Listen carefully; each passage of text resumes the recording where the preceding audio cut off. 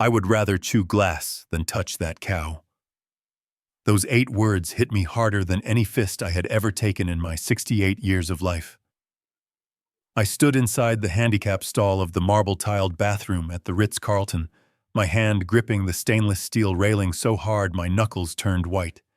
My other hand was clenched into a fist ready to batter down the door. I knew that voice. It was the smooth, polished baritone of Bradley Pierce, the man who in less than 2 hours was scheduled to cut a 3-tier cake with my only daughter, Sarah. I stopped breathing. The air in the bathroom felt suddenly thin, suffocating, smelling of expensive cologne and betrayal. But look at her father's bank account. Another voice laughed. It was Chad Bradley's best man and college roommate. If you can hold your breath for 2 years, you will never have to work a day in your life again. Just think of the inheritance, Brad. The old man looks like he has 1 foot in the grave already. I heard the sound of a zipper, then the splash of water against the urinal. I closed my eyes, forcing my heart rate to slow down. I am Clint Sullivan. I built a logistics empire from a single second-hand delivery truck. I have negotiated with union bosses who wanted to break my legs and corporate sharks who wanted to strip my company for parts. I learned a long time ago that you do not strike when you are angry. You strike when you are ready. You are a genius, Brad. Chad continued, his voice echoing off the tiles. But seriously, how do you do it? She is so clingy. And let's be honest, she takes up half the bed. I close my eyes and think of the money. Bradley's laugh was a cold, sharp sound that made my stomach turn. I just tell her she is beautiful and she melts. She is so desperate for love she would believe me if I told her the sky was green. Once we are married, I will pay off my gambling debts with the wedding cash, and then I can keep my side piece happy. Sarah never has to know. Gambling debts. Side piece. The words burned into my brain. My daughter was not a bride to him. She was a transaction, a lifeline for a drowning man. I looked at my reflection in the polished metal of the toilet paper dispenser. I saw an old man in a tuxedo, yes. But beneath that I saw the truck driver who used to sleep in laybys with a tire iron under his seat. They thought I was a fragile old man with a fading mind. They thought I was the prey. They were about to find out that they had just locked themselves in a cage with a very patient predator. Before I continue this story of how I dismantled a con artist piece by piece, please like and subscribe to the channel. Let me know in the comments if you have ever had a gut feeling about someone that turned out to be exactly right. I waited until I heard the water running in the sinks. I took a deep breath, released my death grip on the railing, and unlocked the stall door. I stepped out. The silence that fell over the bathroom was instant. Bradley and Chad froze. Bradley's hands were covered in soap foam, his face draining of all color in a single second. He looked at me through the mirror, his eyes wide with panic. He knew. He knew I had been in the stall. He knew I must have heard everything.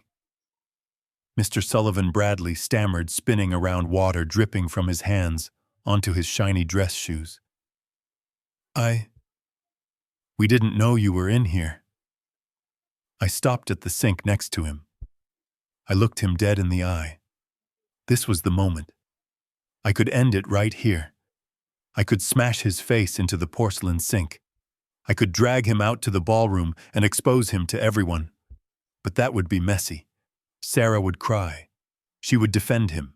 She would say I was being controlling, that I misunderstood. She was in love, and love makes smart people blind. I needed more than violence. I needed total destruction. I reached up to my right ear and tapped the small beige device sitting there. It was a high-end hearing aid, one that cost $5,000 and worked perfectly. But right now it was my greatest weapon. I pulled it out and shook it violently, frowning like a confused pensioner. Damn piece of junk, I grumbled, my voice loud and slightly slurred. The battery died 20 minutes ago. I have been walking around in silence all night. I put the device back in my ear and looked at Bradley with a vacant, innocent smile. Did you say something, son? The music out there is too loud for my old ears. I came in here for some peace and quiet. The relief that washed over Bradley's face was insulting.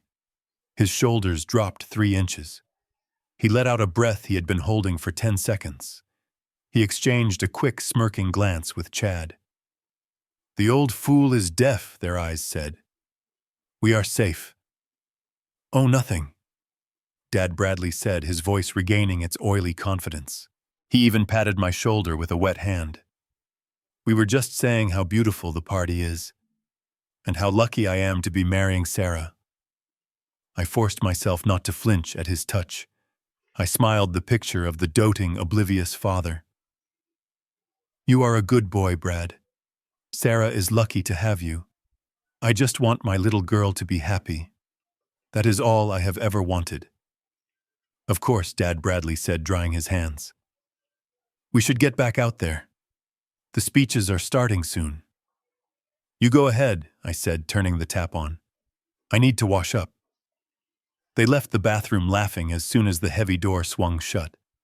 I stood there watching the water swirl down the drain. I washed my hands, scrubbing them as if I could wash away the filth of their presence. I was not losing my hearing. In fact, I had heard enough to sentence Bradley Pierce to a lifetime of regret.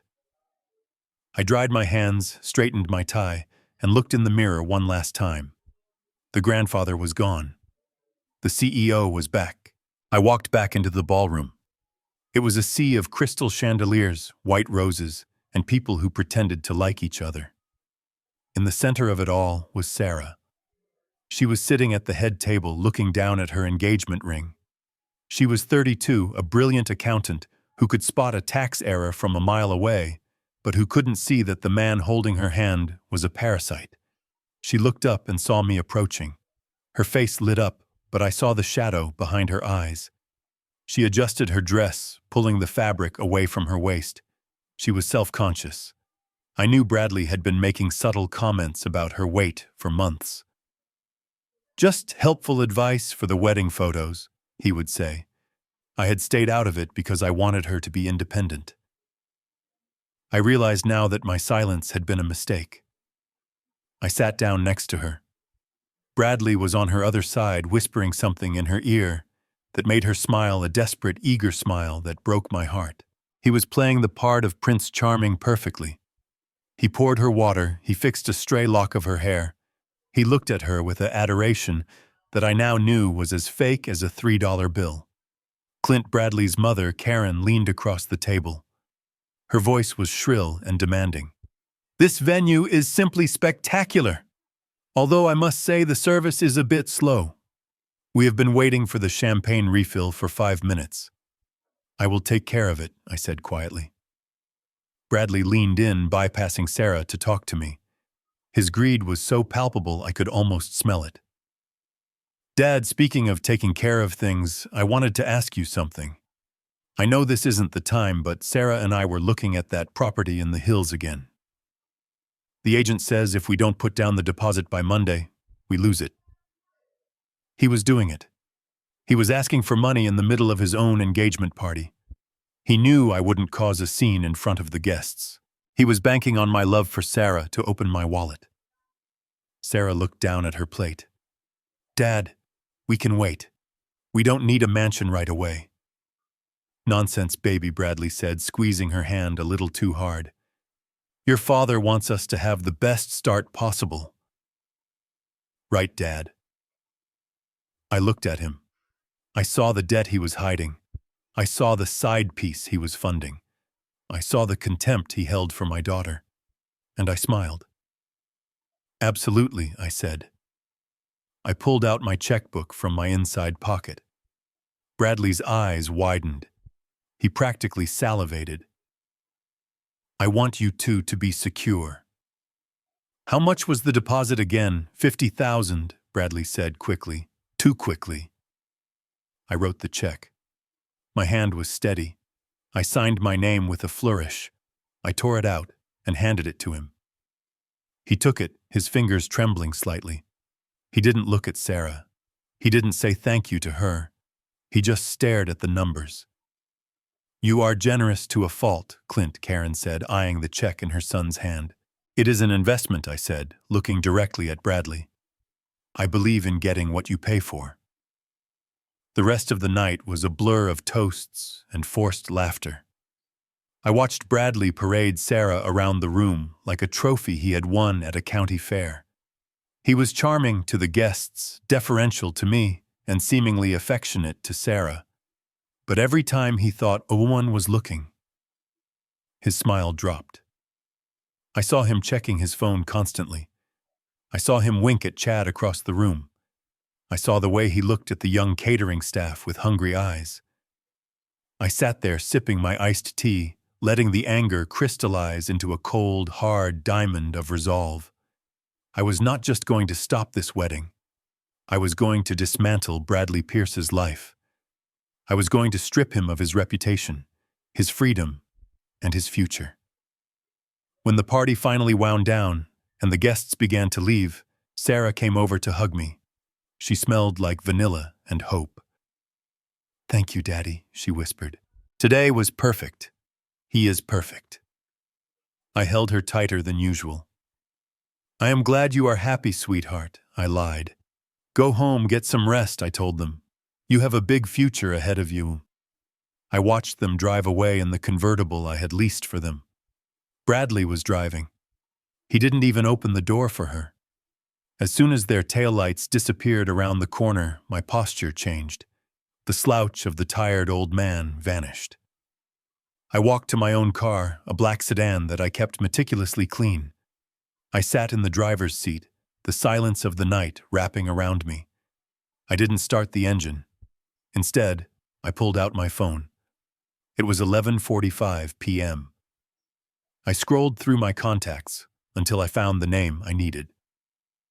Leonard Vargas. Leonard was not a cheap lawyer. He was not a nice lawyer. He was the kind of man you called when you needed a problem to cease existing. He was a former forensic accountant turned private investigator turned attorney. He knew where the bodies were buried because he usually held the shovel. He answered on the second ring. "Clint, it's late. Is everything okay?" "No." "Leo," I said, my voice flat and hard. "Nothing is okay. I need you to open a file." "Who is the target?" Leonard asked, his tone shifting instantly from sleepy to professional. "Bradley Pierce," I said. "My future son-in-law. What do you need, a background check?" "No," I said. "I want a dissection. I want to know everything. I want his bank statements, his credit card receipts, his deleted emails, and his text messages. I want to know who he owes money to. I want to know the name of the woman he is seeing on the side. I want to know what he ate for breakfast 3 years ago." There was a pause on the line. "Clint, the wedding is in 2 months. This is going to be expensive, and it is going to be ugly. I don't care about the cost," I said. "I want him destroyed, Leo. I want to bury him so deep that he will need a map to find sunlight." "Understood," Leonard said. "I will start tonight." I hung up the phone and started the car. I drove home, the streetlights blurring past me. I thought about the check I had given Bradley. $50,000. It was a lot of money to most people. To me, it was bait. I knew exactly where that money was going. It wasn't going to a house deposit. It was going to a bookie or a debt collector. And once he cashed it, I would have him on wire fraud and theft by deception. I pulled into my driveway and looked at the dark windows of my empty house. My wife Diana had been gone for 5 years. She would have gutted Bradley with a kitchen knife the moment he called our daughter a cow. I missed her ferocity.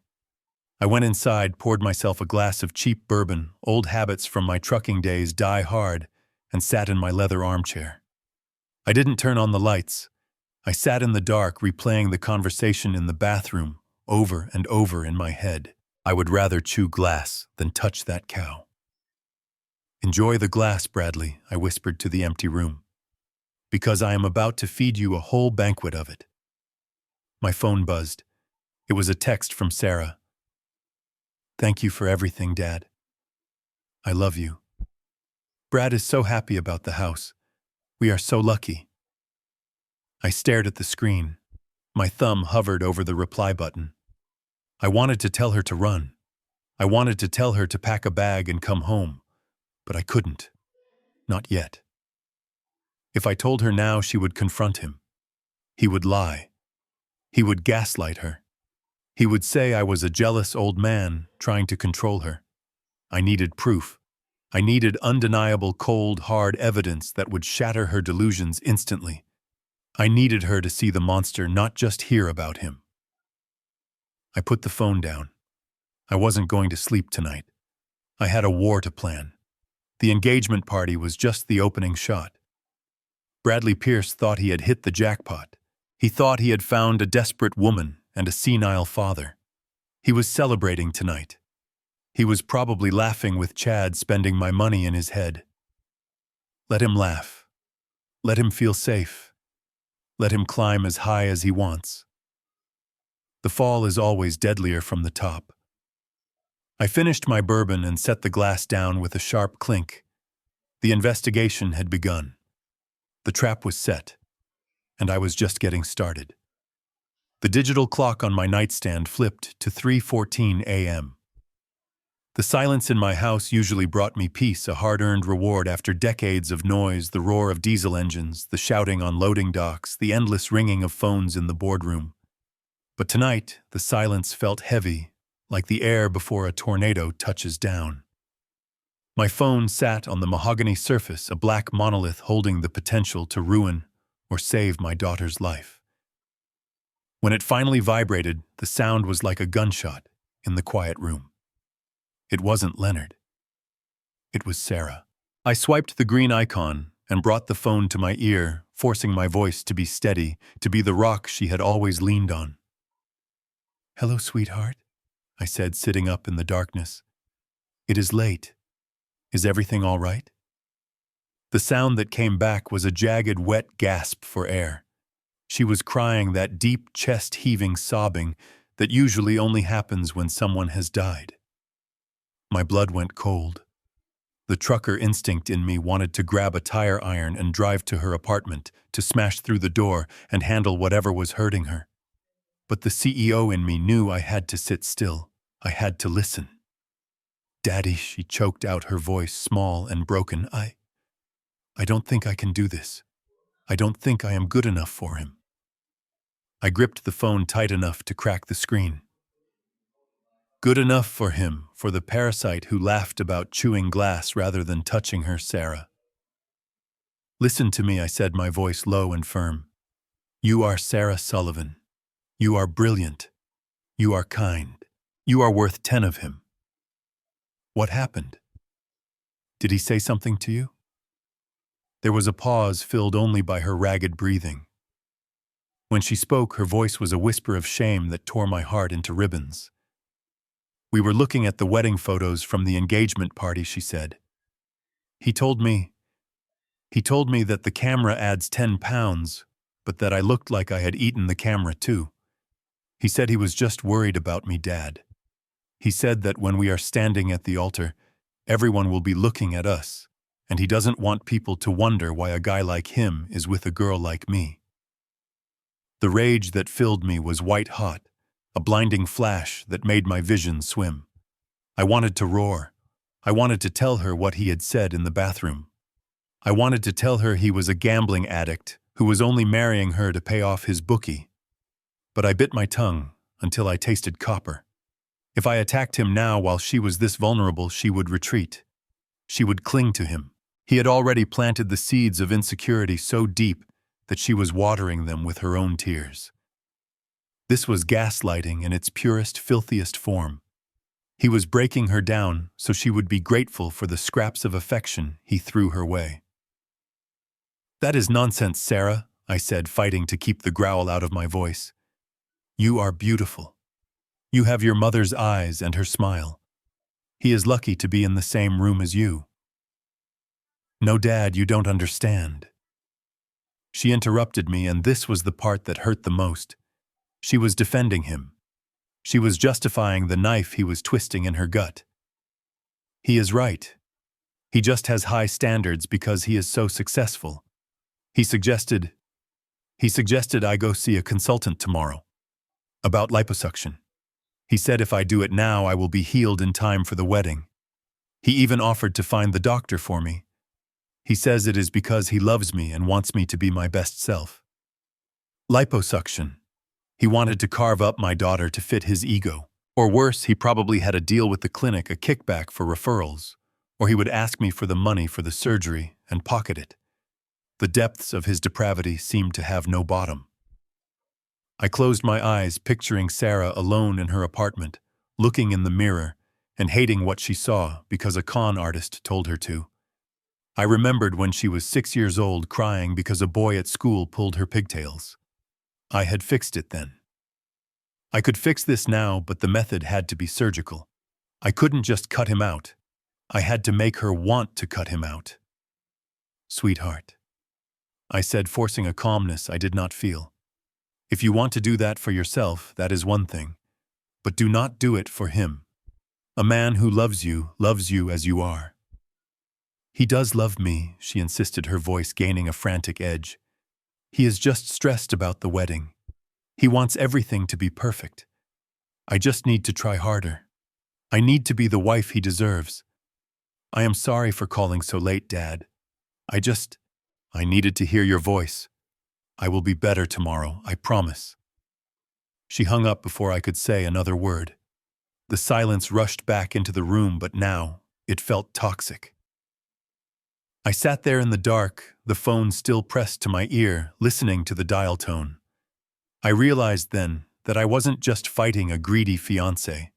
I was fighting a brainwashing. He had hollowed her out. He had taken the confident, smart woman who ran my logistics division and turned her into a frightened little girl begging for approval. This wasn't just about money anymore. If he had just wanted my fortune, I might have written him a check to leave town. But he was destroying her spirit. He was taking the one thing I had left of Diana and crushing it for sport. My phone buzzed again. It was a text message, but not from Sarah. It was from Leonard. I found the bookie, and I found the girl. You are going to want to see this. I looked at the screen, the blue light illuminating my face in the darkness. The sadness evaporated, replaced by a cold, mechanical resolve. Sarah was in pain, and I had to let her feel it for a little while longer. It was the only way she would wake up. But while she was crying, I would be sharpening the blade. I typed back a single word. Send. I didn't go back to sleep. I got out of bed, dressed in my gray sweats, and went to my home office. I sat at the heavy oak desk that had belonged to my father and opened my laptop. The files from Leonard started coming in. Bank statements showing withdrawals at casinos in Vegas and Atlantic City. Photos of Bradley with a blonde woman, who was definitely not my daughter, their hands all over each other, at a resort in Cabo San Lucas, when he was supposed to be at a business conference in Denver. I looked at the timestamps. The trip to Cabo was 3 weeks ago. Sarah had been picking out flower arrangements while he was drinking margaritas with his mistress. I printed every single page. The hum of the printer was the sound of ammunition being manufactured. I organized the photos into a neat stack. I highlighted the negative balances on his bank accounts. I created a dossier of destruction. My daughter thought she wasn't good enough. She thought she was the problem. I looked at the face of the man smiling in the photo, blissfully unaware that his life was being dismantled, paper by paper, in a dark office across town. Cry tonight, Sarah, I whispered to the empty room. Because when this is over, you will never shed a tear for this piece of trash again. And Bradley, you wanted perfection. I am going to give you a perfect ending. 3 days later, Leonard sat across from me in my study. He did not touch the coffee I had poured for him. He did not make small talk about the weather or the game last night.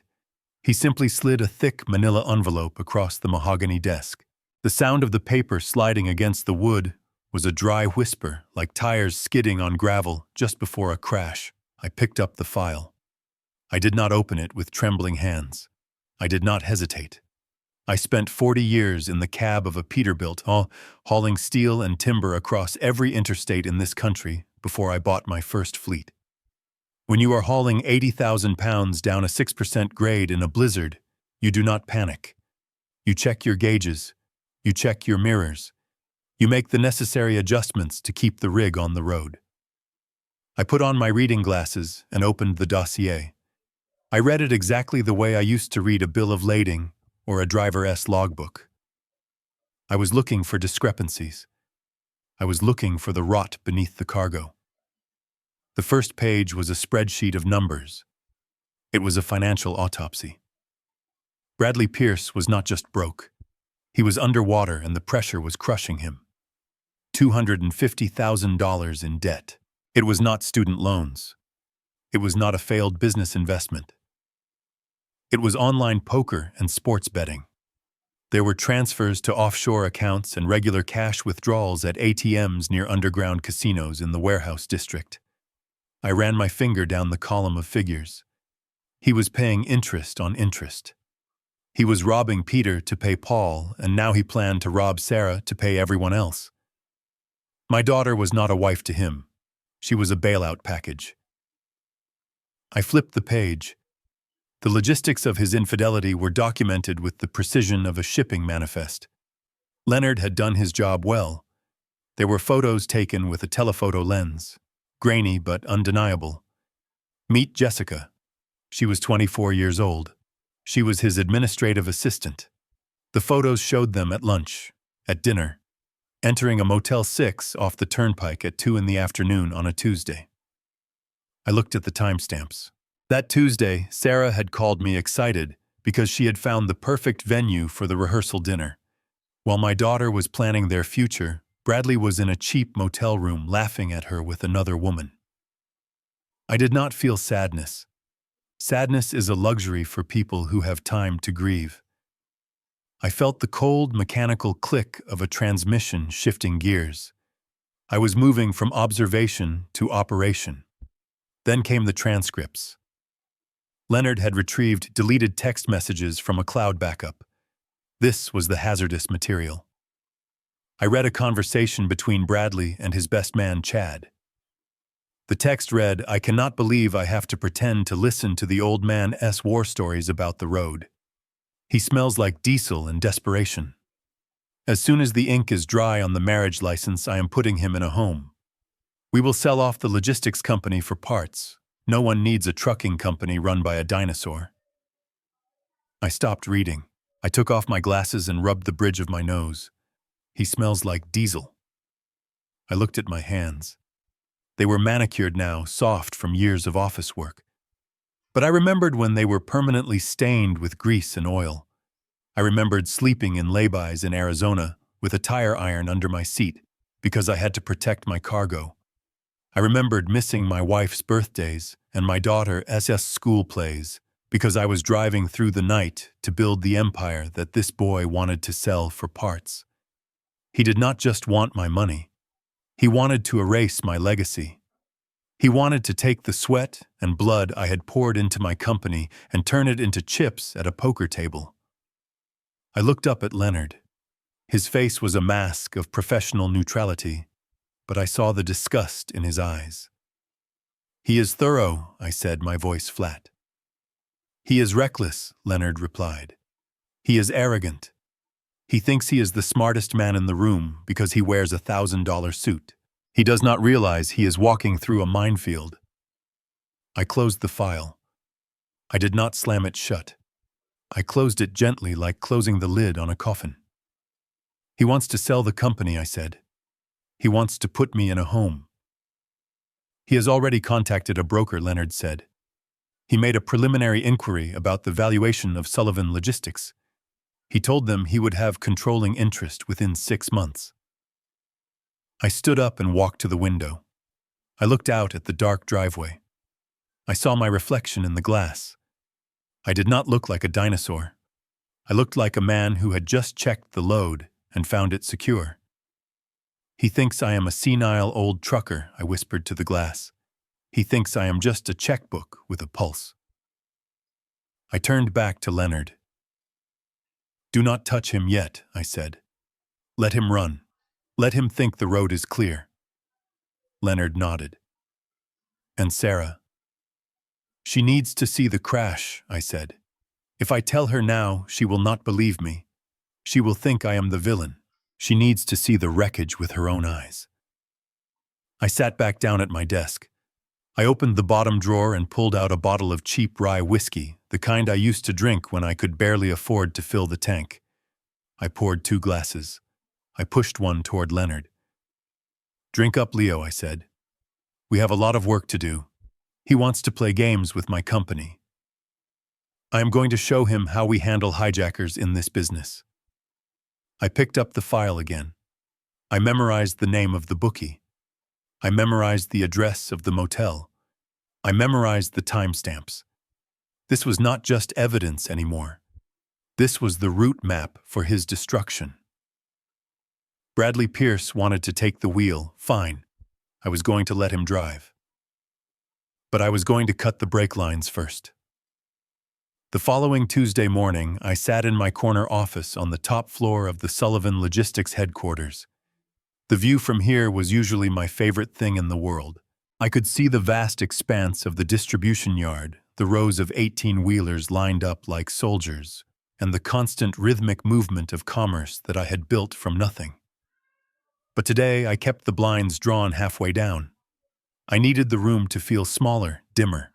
I needed to look like a man whose empire had become a burden rather than a triumph. I had spent an hour before Bradley arrived setting the stage. I loosened my tie until it looked sloppy. I left a bottle of antacids conspicuously on the desk. I even practiced a heavy, weary sigh that rattled in my chest. If Bradley Pierce wanted to believe I was a dinosaur on the verge of extinction, I was going to give him a fossil. Leonard had drafted the document sitting in front of me. It was 40 pages of dense legal terminology bound in a blue folder. It was a masterpiece of entrapment. It was not just a contract. It was a bear trap painted gold. My assistant buzzed in. Mr. Pierce is here, sir. Send him in, I said, making my voice sound thin and tired. The door opened and Bradley walked in. He was wearing a navy blue suit that probably cost more than my first truck. He walked with a strut, a bounce in his step that screamed ownership. He looked around the office, his eyes lingering on the mahogany shelves, the leather sofa, and the scale models of my fleet. He was not looking at a workspace. He was measuring the drapes. He was imagining himself sitting in my chair. "Dad," he said, flashing that bright, predatory smile. "You wanted to see me, is everything okay?" You sounded serious on the phone. I stood up slowly, pressing my hands against the desk, as if lifting my own weight was a struggle. I didn't offer a firm handshake. I offered a weak, trembling grip. "Sit down, son," I said, gesturing to the chair opposite me. "I needed to talk to you. Man to man." Bradley sat crossing his legs comfortably. He leaned forward, feigning concern, but I saw the hunger in his eyes. He was like a shark, sensing blood in the water. "What is it?" "Clint, is it your health?" I sighed, letting my shoulders slump. "It is everything, Brad. The business, the stress, the constant fighting with the unions and the board. I am 68 years old. I have spent my life on the road or in this office. I am tired. I look at you and I see energy. I see the future." Bradley nodded, trying to look solemn, but the corner of his mouth twitched. "I understand. You have worked hard. You deserve a break." "I deserve to rest," I corrected him. "I want to retire, Brad. I want to step down as CEO. I want to hand the reins over to someone I trust, someone who is going to be family." I watched him process the words. It was like watching a slot machine hit the jackpot. His pupils dilated. He sat up straighter. This was it. The moment he had been scheming for. The coup was happening without him even having to lift a finger. "I would be honored, Clint," he said, his voice dropping an octave to sound serious and executive. You know I have ideas. I can take this company to the next level. I will protect your legacy. I know you will, I lied. But there is a problem. Bradley frowned. What problem? The board of directors, I said. They are old-fashioned. They are stubborn. They are worried about nepotism. They are worried that you are marrying Sarah just for the position. They need assurance. They need to see that you are committed to the family, not just the assets. I leaned forward, looking him in the eye. I had to sell this next part perfectly. They are insisting on a prenuptial agreement, Brad. I saw the flash of anger in his eyes. It was quick, sharp, and dangerous. He opened his mouth to protest, to play the offended lover, but I cut him off before he could speak. I told them it was insulting, I said quickly. I told them you love Sarah, but they control the voting shares. If I want to appoint you as my successor, I have to give them this. I slid the blue folder across the desk. But I made sure the terms are generous, I added. I told my lawyers to write it in your favor. If you are going to run my company, you need to be protected too. Bradley picked up the folder. He opened it suspiciously. He didn't read the whole thing. Men like Bradley never read the fine print because they think they already know how the world works. He scanned the pages looking for the numbers. Look at clause 4. B, I said helpfully. He turned the page. I watched his eyes scan the text. I saw the exact moment he read the number. If the marriage dissolves after 2 years, for any reason initiated by Sarah Sullivan, Mr. Bradley Pierce shall receive a lump sum payment of $5 million as compensation for his time and contribution to the family estate. $5 million. He looked up at me, stunned. $5 million, it is the golden parachute, I said with a shrug. I want you to feel secure, Brad. I know Sarah can be difficult. She is emotional. She has my temper. If things do not work out, I do not want you walking away empty-handed. I want you to know that your time with us is valued. I saw the calculation happening in his brain. It was simple math. Marry the fat girl, wait 2 years, run the company, maybe drive it into the ground or sell it off. Then get Sarah to file for divorce, which would be easy enough. Just make her miserable and walk away with $5 million cash. It was the easiest payday of his life. This is very generous, Clint, he said, trying to suppress a grin. I mean, I don't plan on us ever divorcing. I love Sarah, but I appreciate the security. I know you do, son, I said. There is just one other thing. The board insisted on a morality clause. It is standard stuff, just to protect the company's image. I pointed to the bottom of page 32. The text was dense, boring, and seemingly innocuous. Clause 14. C. The infidelity and conduct provision. The text read that if the marriage dissolved due to proven infidelity fraud or documented intent to defraud the Sullivan family estate by Mr. Bradley Pierce, all financial compensations, including the $5 million payout, would be null and void. Furthermore, Mr. Pierce would be liable for all legal fees and any funds advanced by the Sullivan family prior to the marriage. Bradley glanced at it. He didn't pause. Why would he? In his mind, he wasn't going to get caught. He had been cheating on Sarah for months, and she didn't have a clue. He thought he was invisible. He thought he was smarter than the old man in the rumpled suit. He didn't know that I had photos of him entering a Motel 6 in my bottom drawer. He didn't know I had transcripts of him calling my daughter a cow. He didn't know that documented intent to defraud included text messages to his best friend about selling my company for parts. Oh, this is fine, Bradley said dismissively. I have eyes only for Sarah. This doesn't apply to me. I pulled a Mont Blanc pen from my pocket. It was heavy black and expensive. I uncapped it and held it out to him. Then we have a deal, I said. You sign this and I announce your succession at the wedding reception. The company is yours, Brad. He took the pen. His hand didn't shake. He didn't hesitate. He didn't ask to show it to a lawyer because his greed was screaming so loud it drowned out his survival instinct. He signed his name with a flourish, the ink dark and permanent on the crisp white paper. He handed the pen back to me. He leaned back in the chair, and the transformation was instant. The deferential son-in-law vanished. He looked at me with a new boldness. He was already the CEO in his mind.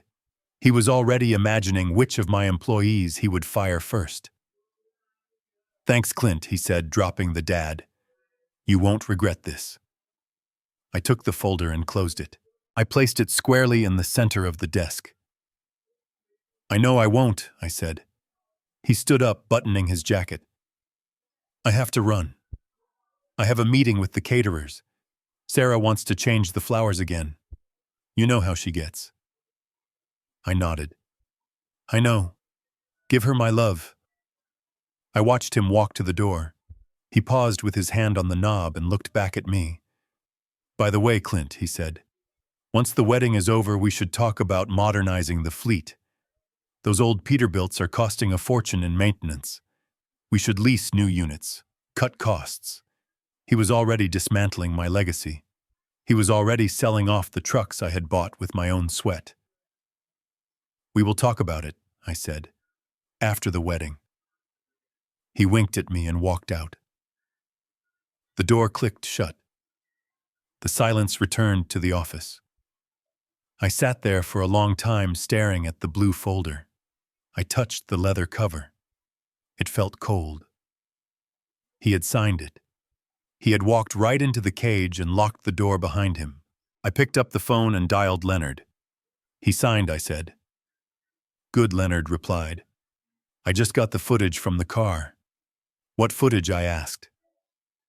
"You gave him the Mercedes yesterday, right?" Leonard asked. "Yes. Well, he took it for a test drive last night, with Jessica." "You are going to want a drink before you watch this, Clint. It is explicit." And he talks about the plan. He says it out loud. I felt a grim satisfaction settle in my gut. It was done. The trap wasn't just set. It had been sprung. Bradley Pierce was walking around as a dead man. He just didn't know he had stopped breathing yet. "Send it to the secure server," I said. "And Leo, make sure the police are on standby for the wedding. We are going to need them." I hung up and turned my chair to face the window. I looked out at the trucks moving in the yard. I wasn't tired. I wasn't old. I was the man who kept this country moving, and I had just secured the most important cargo of my life, my daughter's freedom. The waiting room of the aesthetic surgery clinic smelled of lavender and rubbing alcohol, a scent that tried to mask the pain being purchased behind the frosted glass doors. I sat in a leather chair that cost more than the transmission on my first rig, thumbing through a magazine I was not reading. My leg bounced nervously, a habit from long nights hauling freight across the interstates, when the coffee wore off, and only adrenaline kept the wheels turning. But I was not driving tonight. I was the passenger in a vehicle heading straight for a cliff, and I had to keep my mouth shut while the driver accelerated. The door opened, and the surgeon beckoned us in. He was a man with teeth too white and skin too tight, a salesman of insecurities. Sarah walked in with her head down, wearing a hospital gown that seemed to shrink her spirit even further. Bradley walked in like he owned the building. He had his hand on the small of her back, not in a gesture of support, but of ownership, a steering hand guiding a piece of livestock. I stood in the corner, the silent bankroll, the fading father. The surgeon picked up a black marker. The sound of the cap popping off was loud in the sterile silence. He asked Sarah to stand on a small platform. She shivered. The air conditioning was freezing. Bradley crossed his arms and critiqued her like he was inspecting a used truck for rust. "Take a little more off the hips, Doc," he said, pointing a manicured finger at my daughter. "And the arms. She wants to look toned in the dress. We do not want any spillover." Sarah looked at me, her eyes wide and wet with humiliation. She was begging me to stop it. She was begging me to be her dad, to roar like a lion, and throw these two men through the window. Every fiber of my being screamed to do it. My muscles tensed, ready to strike. I wanted to grab that marker and shove it down Bradley's throat, but I forced myself to stay frozen.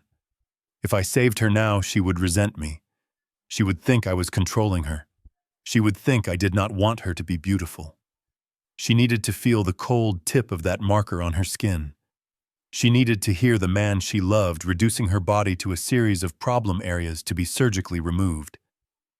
I cleared my throat and adjusted my hearing aid, feigning a moment of confusion.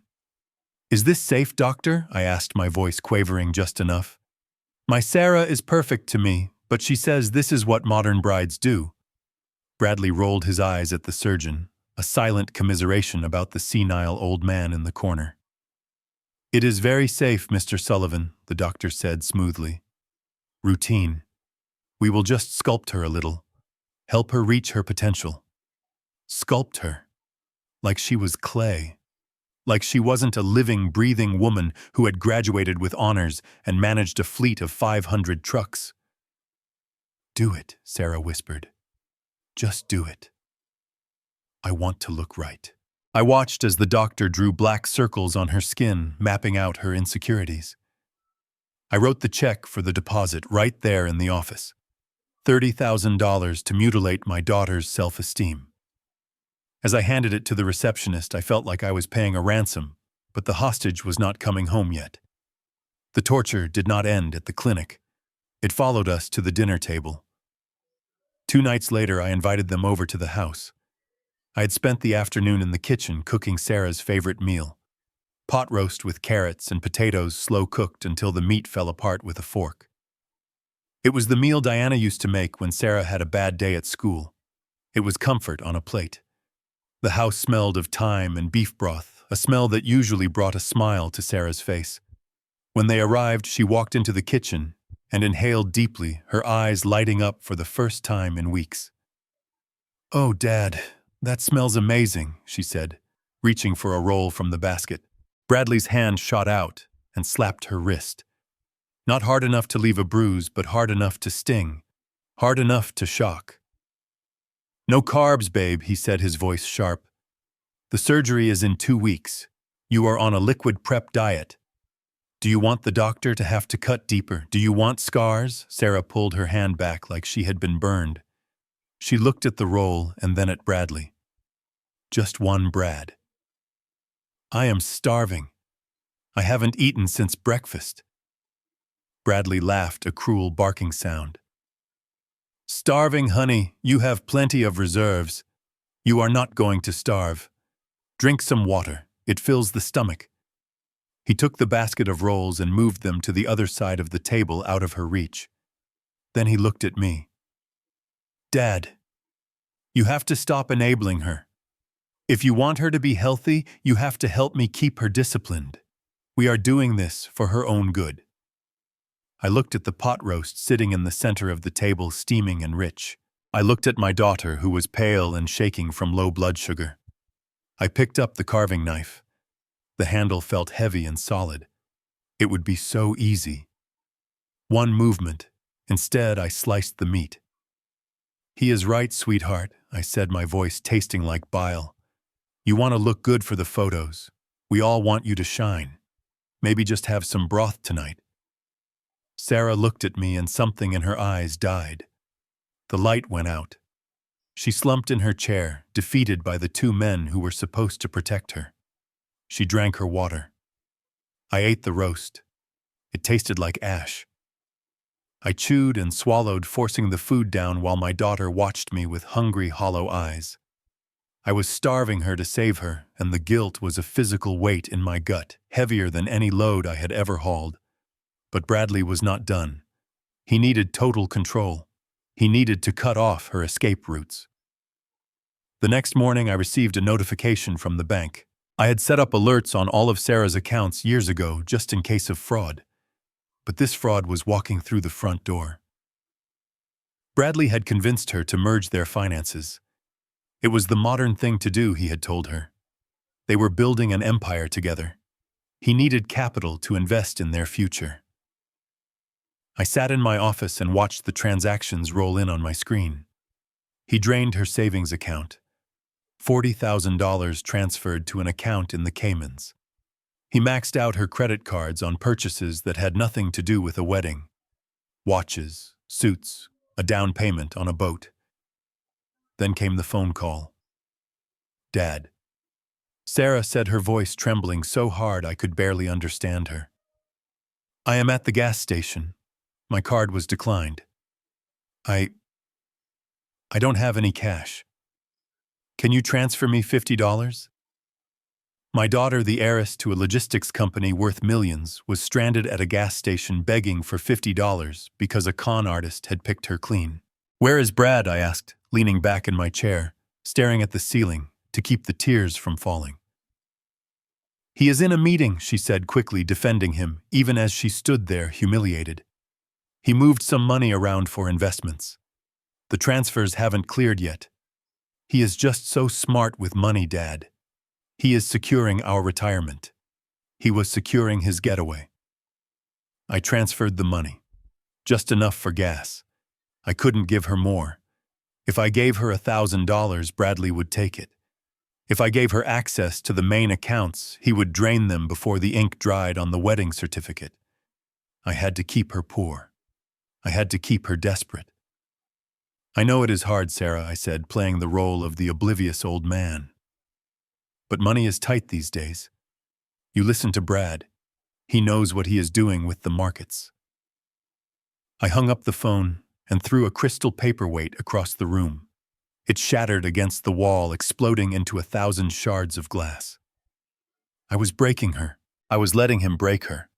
Every day I saw her, she looked thinner, not just in body but in spirit. She was fading.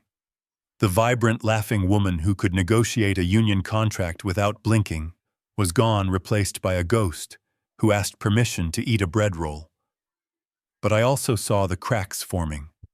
I saw the way she looked at him when he snapped at her. I saw the hesitation when he reached for hers. The pressure was building. I just had to make sure that when she finally exploded, she aimed the blast in the right direction. I walked over to the shattered glass on the floor. I didn't clean it up. I left it there as a reminder. Broken things can cut. And Sarah was getting sharper by the day. My phone buzzed. Leonard. He just listed her apartment for sale. He forged her signature on the power of attorney. I stared at the message. He was selling her home out from under her. He was burning the bridge so she would have nowhere to run when he finally discarded her. Let the listing go live, I typed back. I was not going to stop him. I was going to let him dig the hole so deep that he would never be able to climb out. And when he fell, I would be standing at the top, holding the shovel. The private dining room at Le Bernardin smelled of old money and fresh oysters. I sat at the head of the table, nursing a glass of tap water, waiting for the people who had raised a monster. Richard and Karen Pierce arrived 20 minutes late. They did not apologize. They swept into the room with the air of royalty visiting the colonies.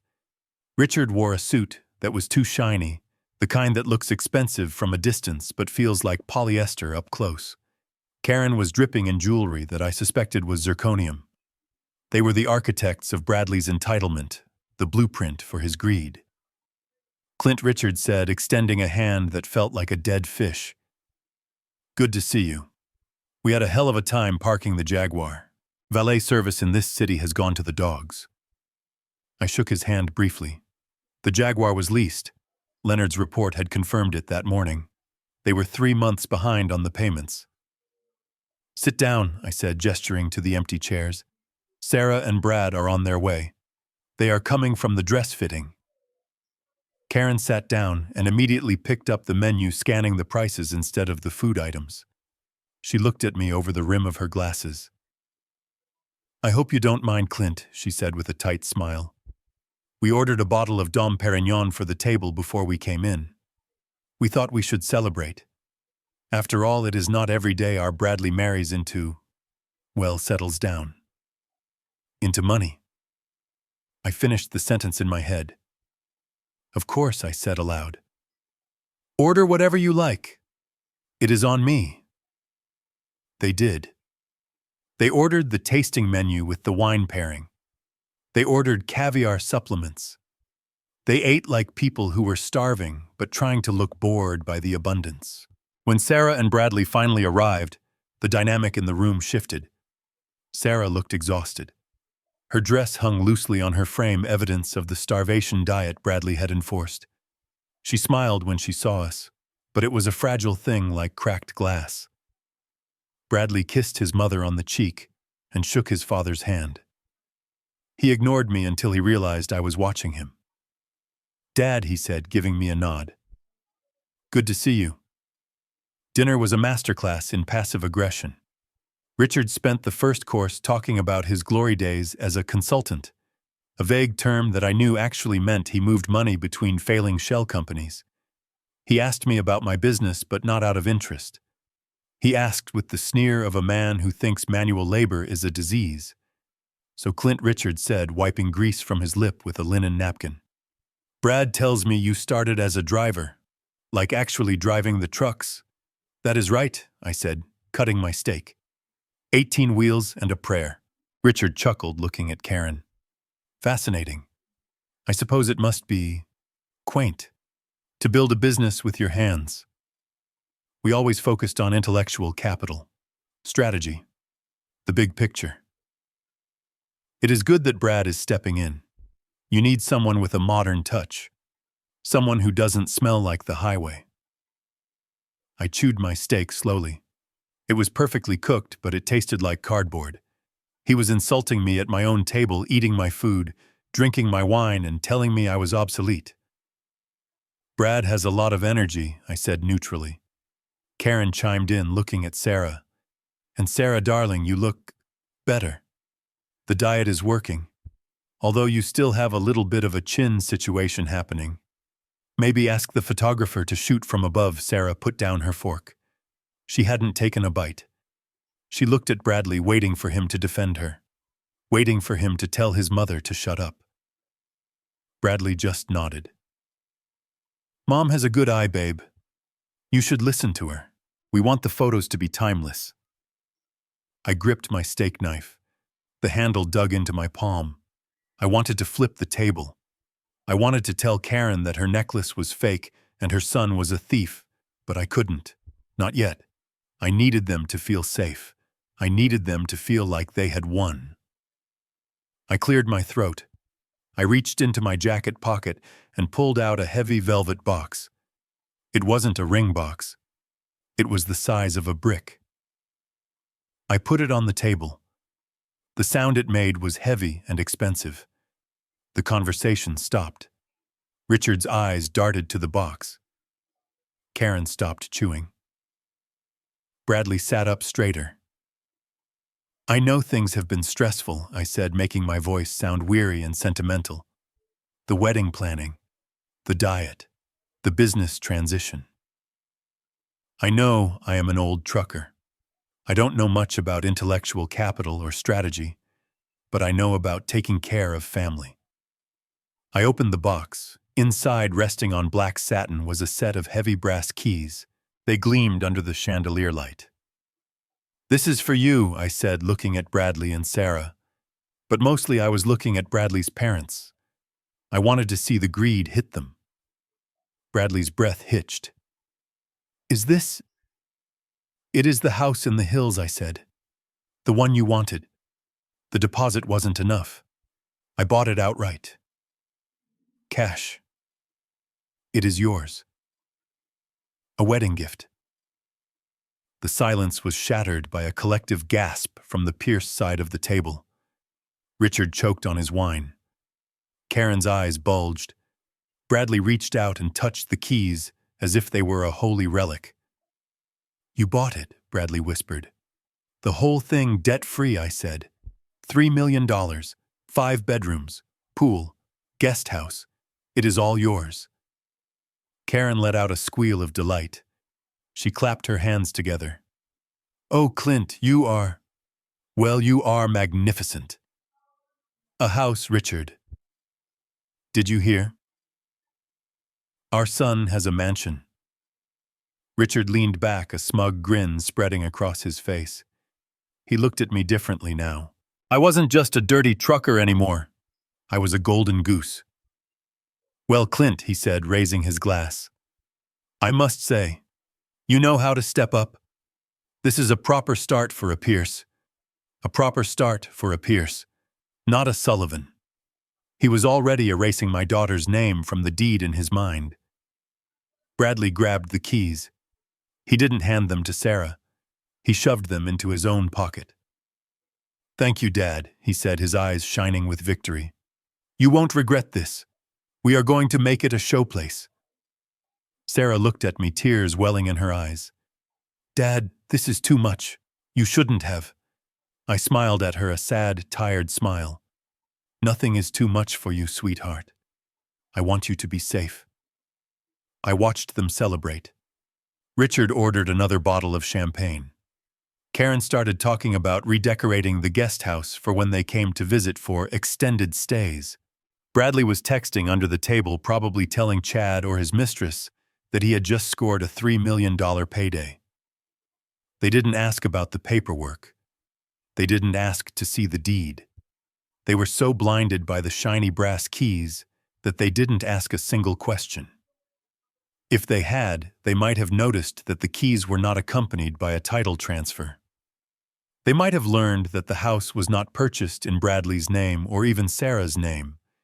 It was purchased by the Sullivan Family Charitable Trust, a legal entity I had established 20 years ago to support retired drivers. Technically, legally, and irrevocably, the house was an asset of the charity.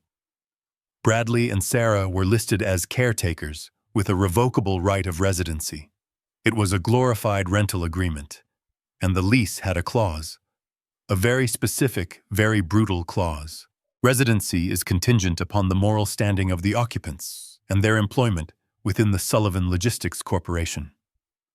Any act of fraud, embezzlement, or criminal activity immediately terminates the agreement and results in immediate eviction and liability for fair market rent for the duration of the stay. I wasn't giving them a house. I was giving them a prison cell with a pool. And the moment I exposed Bradley, the trust would kick him to the curb and sue him for back rent. But tonight, I let them drink the champagne. I let Richard brag about his son's success. I let Karen plan her garden parties in my yard. I sat there, the dumb, generous trucker, and I watched them dig their own graves with silver spoons. When the check came, Richard didn't even reach for his wallet. He just looked at me and smiled. Great dinner, Clint, he said. Really top-notch. I paid the bill. $2,000. It was a cheap price for the look on their faces when the axe finally fell. As we walked out to the valet stand, Bradley put his arm around Sarah. He pulled her close, but his eyes were on the valet bringing around the Mercedes I had given him. I love you, babe, he said loud enough for me to hear. We are going to be so happy in that house. Sarah leaned into him, desperate to believe him. I love you too, Brad. I watched them drive away. Richard and Karen followed in their leased Jaguar, honking the horn in celebration. I stood on the sidewalk alone. The night air was cool. I took a deep breath. Enjoy the house, Bradley, I whispered. Don't unpack. I got into my car. My phone buzzed. It was Leonard. I have the final piece, the message read. The wedding is in 3 days. Are we still a go? I looked at the message. I thought about Sarah's hollow eyes. I thought about Karen's insults. I thought about the keys in Bradley's pocket. We are a go, I typed. Load the cannon. The dinner was over. The pleasantries were finished. Now it was time for the slaughter. The night before my only daughter's wedding was not spent pacing the floor or rehearsing a sentimental toast about love and commitment. It was spent in the dark silence of my home office, sitting in the same leather chair, where I had built an empire, staring at the glowing rectangle of my laptop screen. The house was empty. Sarah was staying at the bridal suite in the hotel, trying to get her beauty sleep for the big day, unaware that the man she was dreaming about was currently starring in a horror movie on my computer. I had a bottle of Old Crow on the desk. It was bottom shelf whiskey, the kind that burns going down and leaves a taste of gasoline in your throat. It was the only thing I drank when I was driving long haul because it was cheap and it did the job. Tonight, I needed it. I needed to remember who I was. I needed to remember the grit and the dirt because I was about to wade through a sewer. Leonard had uploaded the file an hour ago. The file name was innocuous, just a string of dates and timestamps, but I knew what it contained. It was the footage from the internal camera I had installed in the Mercedes S-Class, the $80,000 engagement gift that Bradley had driven away in with a smile that could sell ice to an Eskimo. I took a long pull from the bottle, feeling the liquid fire coat my stomach. Then I pressed play. The video was high-definition, crisp and clear, even in the low light of the car interior. The timestamp showed 11:30 p.m., just 2 hours after our dinner, just 2 hours after I had handed him the keys to a mansion. Bradley was in the driver's seat. He had loosened his tie, the silk hanging limp around his neck. Next to him in the passenger seat, where my daughter should have been, sat Jessica. She was young blonde and laughing. Her feet were on the dashboard, her heels digging into the expensive leather I had paid for. "I cannot believe he bought it," she said, her voice tinny through the speakers but clear enough to cut glass. "A whole mansion, Brad. You are a legend." Bradley laughed. That sound. That same cold, sharp laugh I had heard in the bathroom at the engagement party. It made the hair on my arms stand up. "I told you, baby," he said, reaching over to rest his hand on her knee. The old man is soft. He is desperate to unload his cow of a daughter. He would pay me double if I asked for it. Did you see his face when I signed the prenup? He thought he was being so clever with his little clauses. I leaned closer to the screen, watching his face. He looked demonic in the dashboard lights, shadows dancing across his eyes. "He thinks he trapped me," Jessica giggled. "What was it?" "The infidelity clause," Bradley snorted. "A piece of paper. That is all it is. Who is going to prove anything?" The old man goes to bed at 8 o'clock, and Sarah. She is so dumb she thinks I am working late when I am with you. I could bring you into our bed and tell her you are a sleep therapist, and she would believe me. She is pathetic, Jess. Just pathetic. I felt a vein throb in my temple. I took another drink. I wanted to reach through the screen and choke the life out of him, but I forced myself to watch. I needed to see it all. I needed to fill the tank with enough hate to fuel what I had to do tomorrow. The car was parked somewhere secluded, overlooking the city lights. I watched as they moved together. I watched the betrayal happen in real time in the car I bought for his wedding. But it was the conversation after that truly sealed his fate. It was the conversation that turned this from a cheating scandal into a death sentence.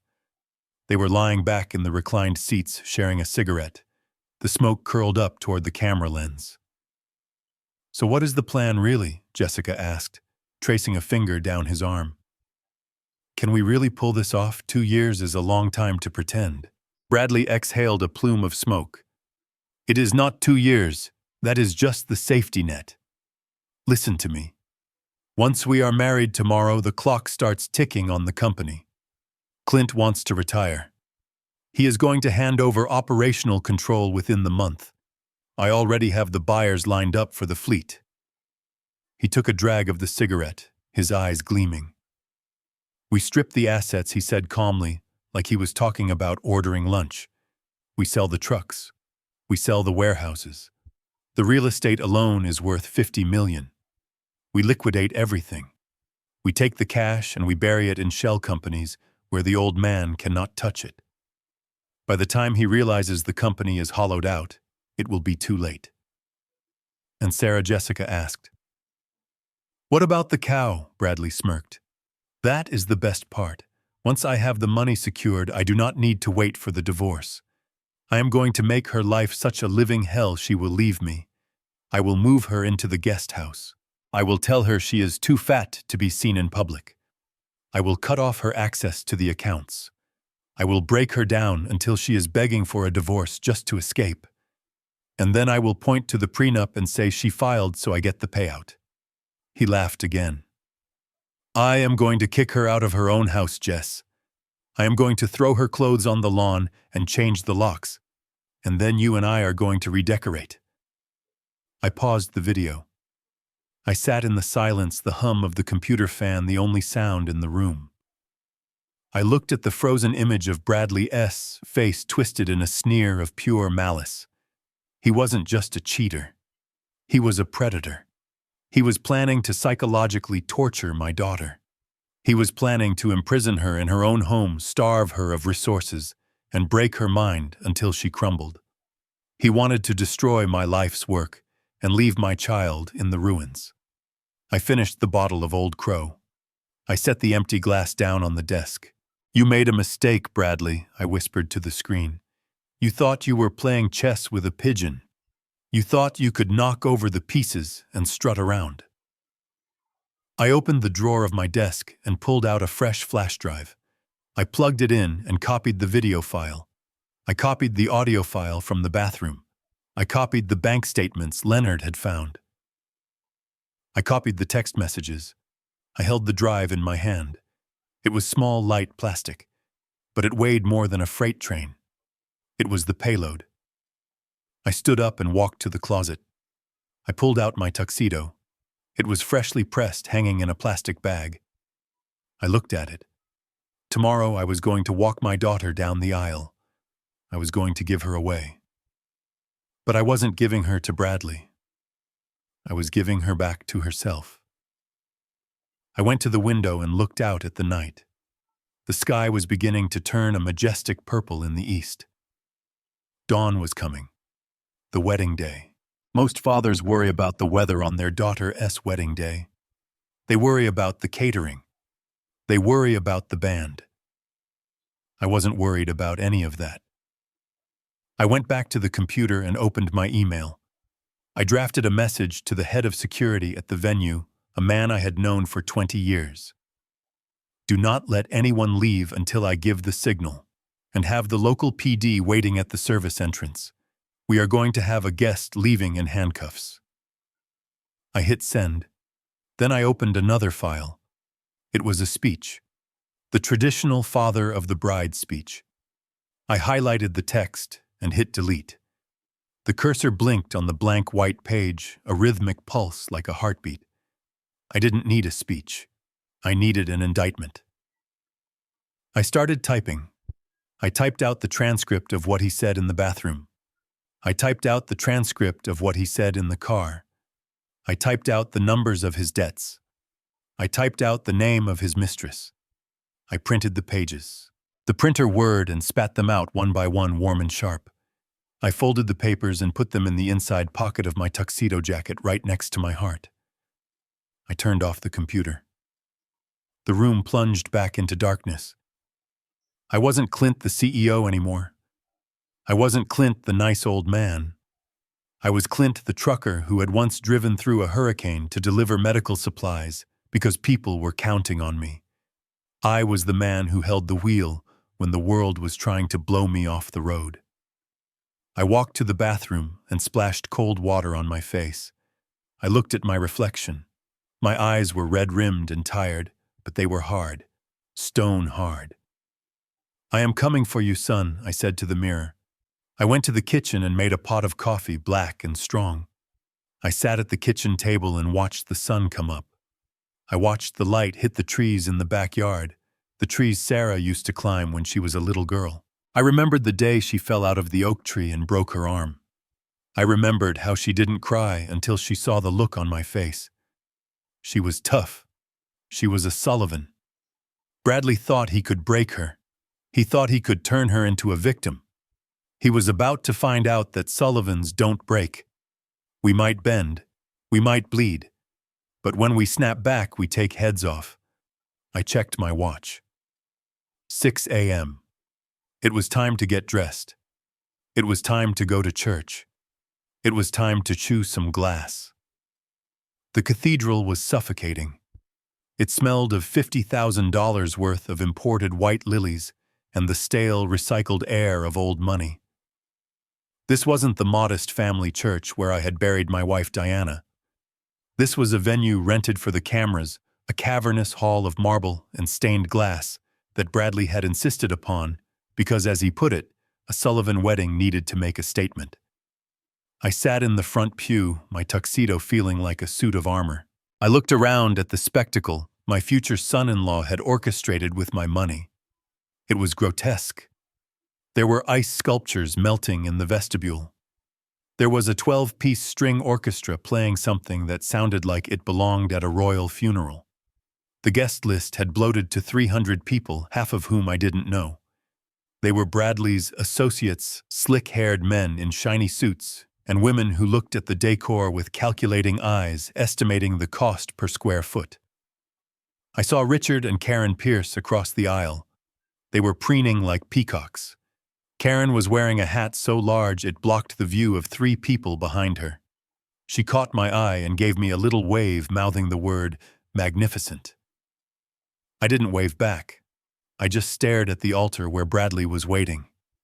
He stood there with Chad, his best man and partner in crime. Bradley looked like he had just stepped out of a magazine ad for men who don't work for a living.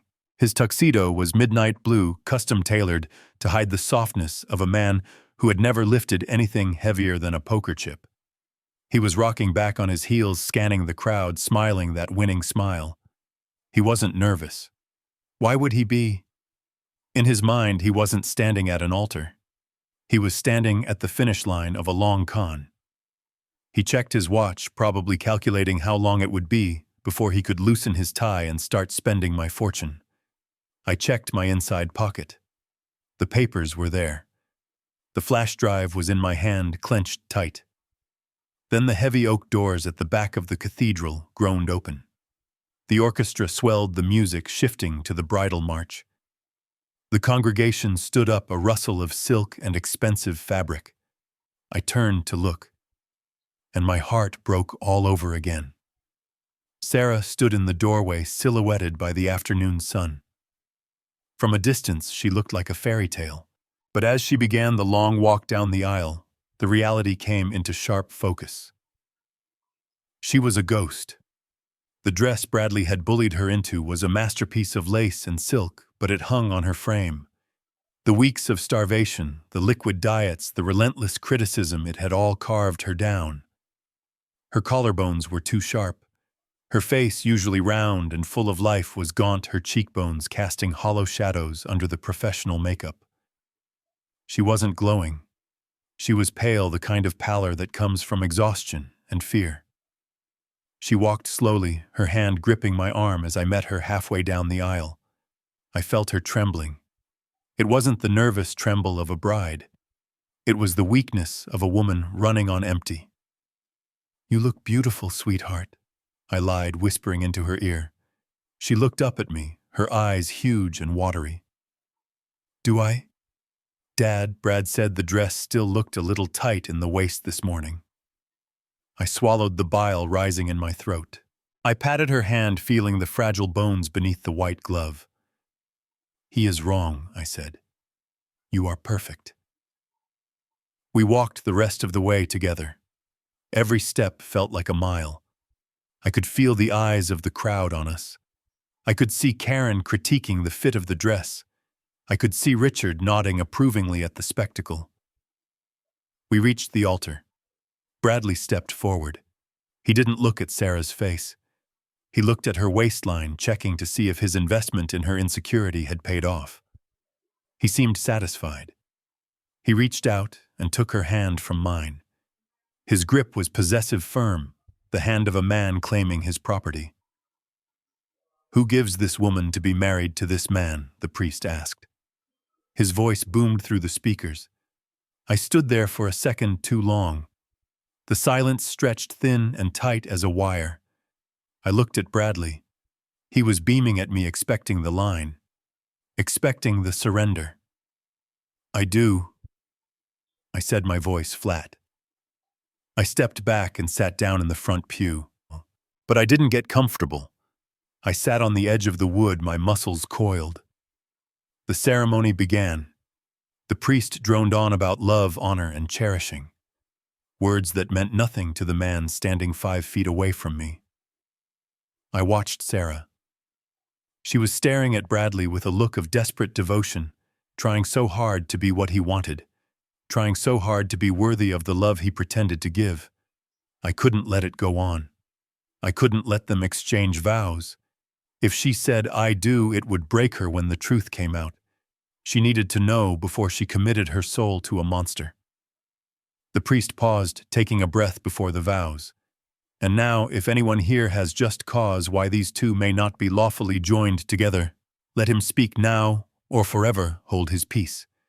It is usually a rhetorical question, a formality. The church was silent. A few people shifted in their seats. Bradley smirked, looking out at the crowd, daring anyone to interrupt his coronation. I stood up. The movement was sudden, sharp. The wood of the pew creaked. "Excuse me, Father," I said. My voice wasn't loud, but in the acoustic perfection of the cathedral it carried to the back row. The priest stopped. He looked over his glasses, confused. Bradley froze.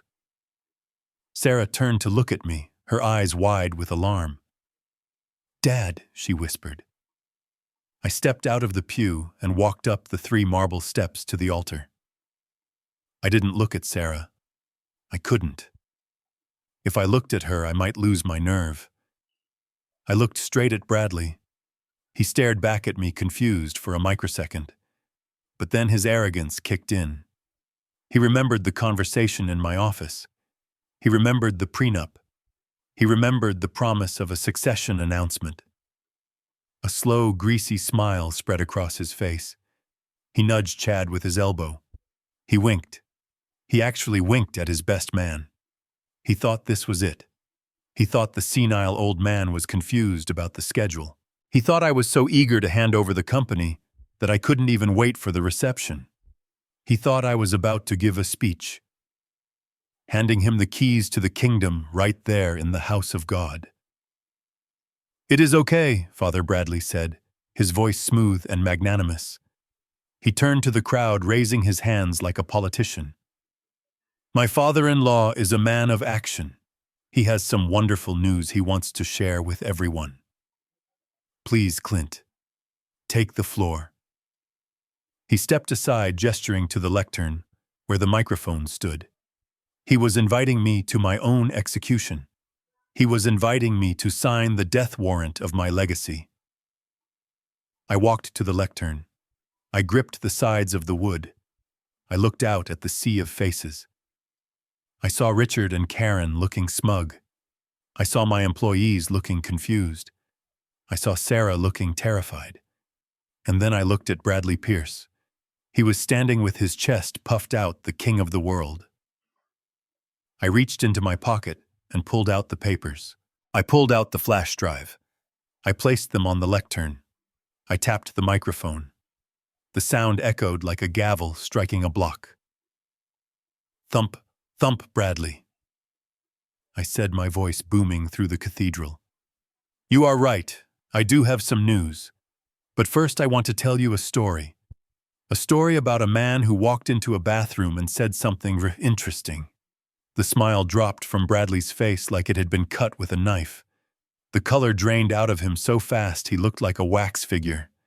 He remembered. The bathroom. The hearing aid. The trap snapped shut.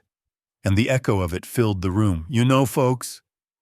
I began, my voice steady and warm, leaning into the microphone just enough to create an intimate atmosphere in that cavernous room. When a father gives away his only daughter, he looks for certain qualities in the man standing at the end of the aisle. He looks for honesty.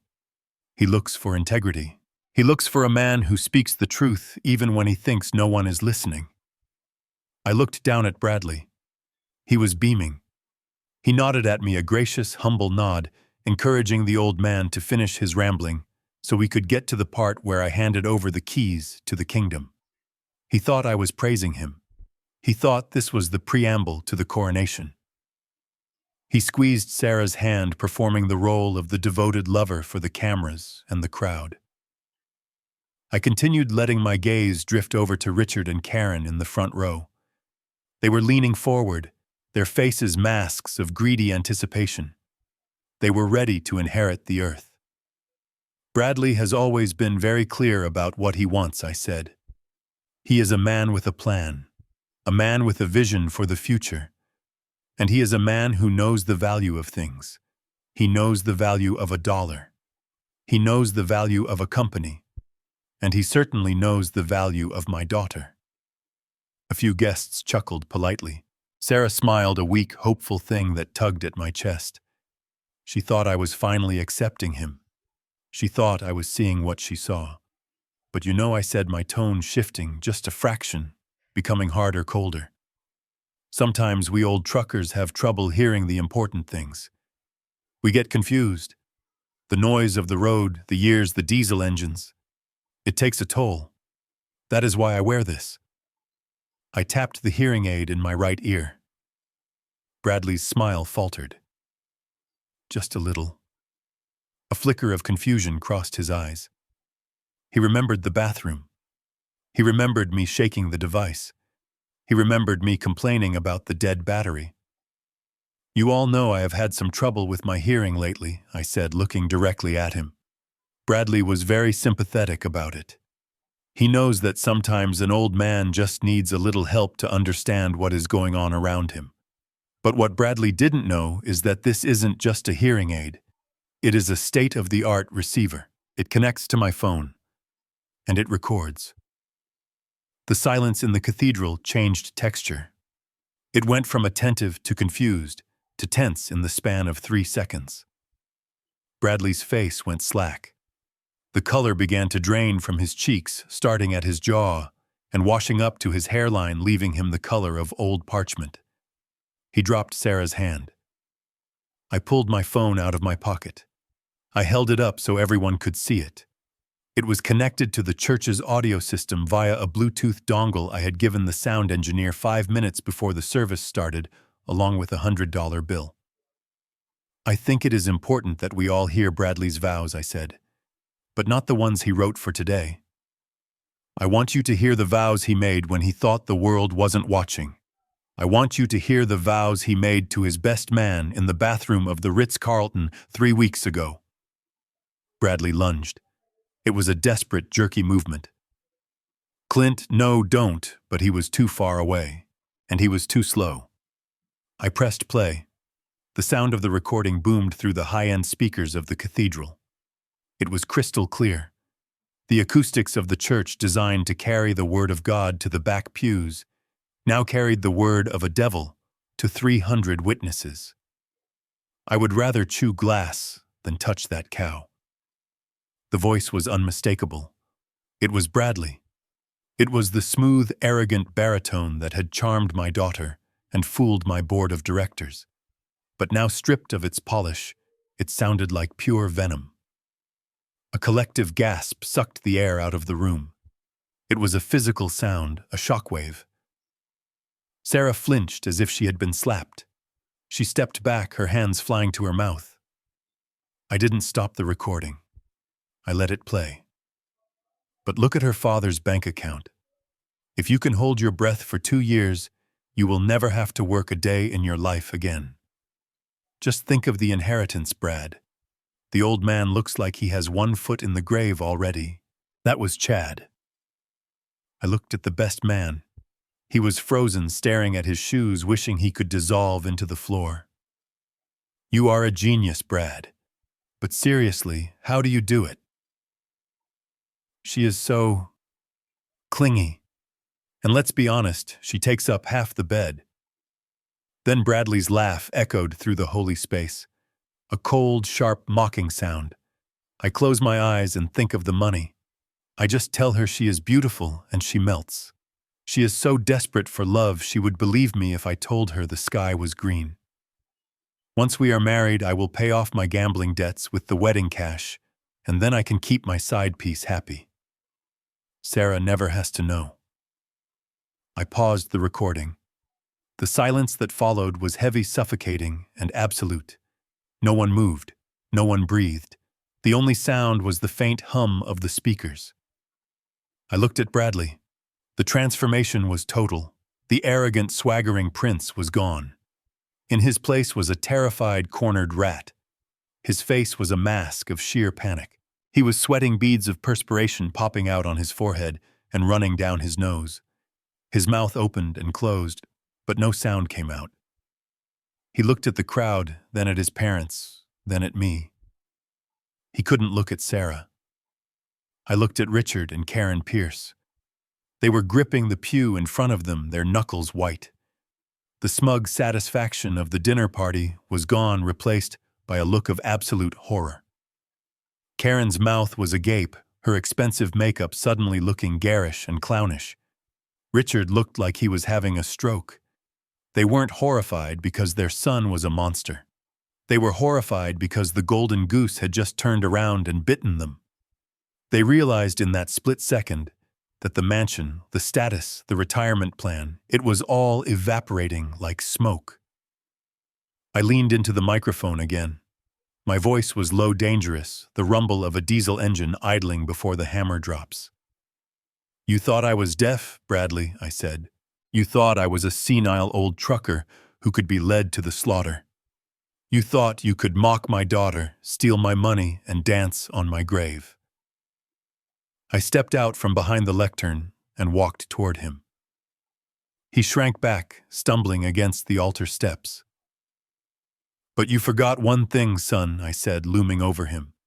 "I drove trucks for 40 years.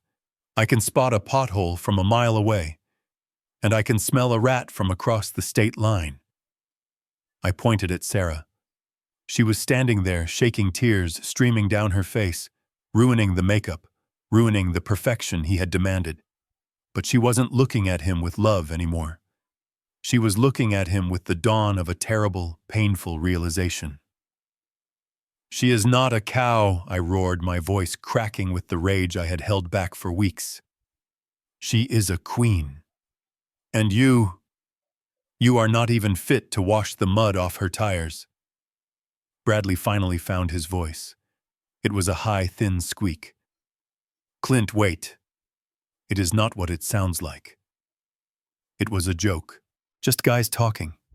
"You are taking it out of context." "Context?" I asked. "You want context?" I turned back to the lectern. I wasn't done. The audio was just the jab. Now came the cross. I picked up the remote for the projection system.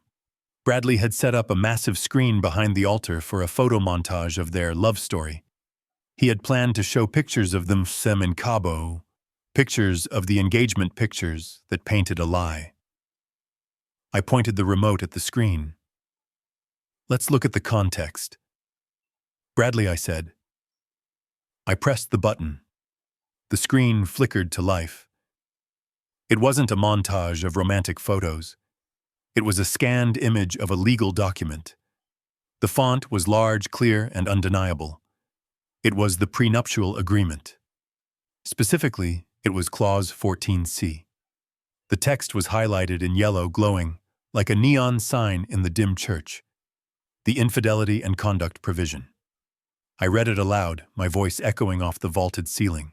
"If the marriage dissolves due to proven infidelity, fraud, or documented intent to defraud the Sullivan family estate, all financial compensations are null and void." I looked at Bradley. He was shaking his head, his eyes darting around the room looking for an exit. "You signed this on Tuesday," I said. "You signed it because you thought you were smarter than me. You signed it because you saw $5 million and you stopped reading." I clicked the remote again. The screen changed. This time it wasn't a document. It was a video. It was the footage from the Mercedes, the night before the wedding. The image was grainy black and white infrared, but the faces were clear. Bradley Pierce and Jessica. A gasp went through the crowd, louder than the first one. This wasn't just words. This was visual proof. This was the groom less than 24 hours before the ceremony engaging in acts with another woman that I cannot describe in a church. But I didn't play the whole thing. I didn't need to. I just needed the audio. I needed the confession. I pressed play. "Once we are married tomorrow, the clock starts ticking. We strip the assets. We sell the trucks. I am going to make her life such a living hell she will leave me. I will kick her out of her own house.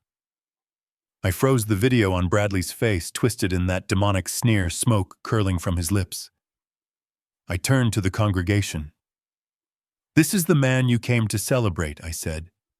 "This is the man who wanted to run my company. This is the man who wanted to love and cherish my daughter." I turned back to Bradley. He had fallen to his knees, not in prayer, but in collapse. His legs had simply given out. He was staring up at the screen at his own face, realizing that there was no lie big enough to cover this. "You violated the contract before the ink was even dry on the marriage license," I said. "You lose Bradley. You lose the $5 million. You lose the company. You lose the house." I looked at Leonard, who was standing by the side door. He nodded. "And there is one more thing," I said. I clicked the remote one last time.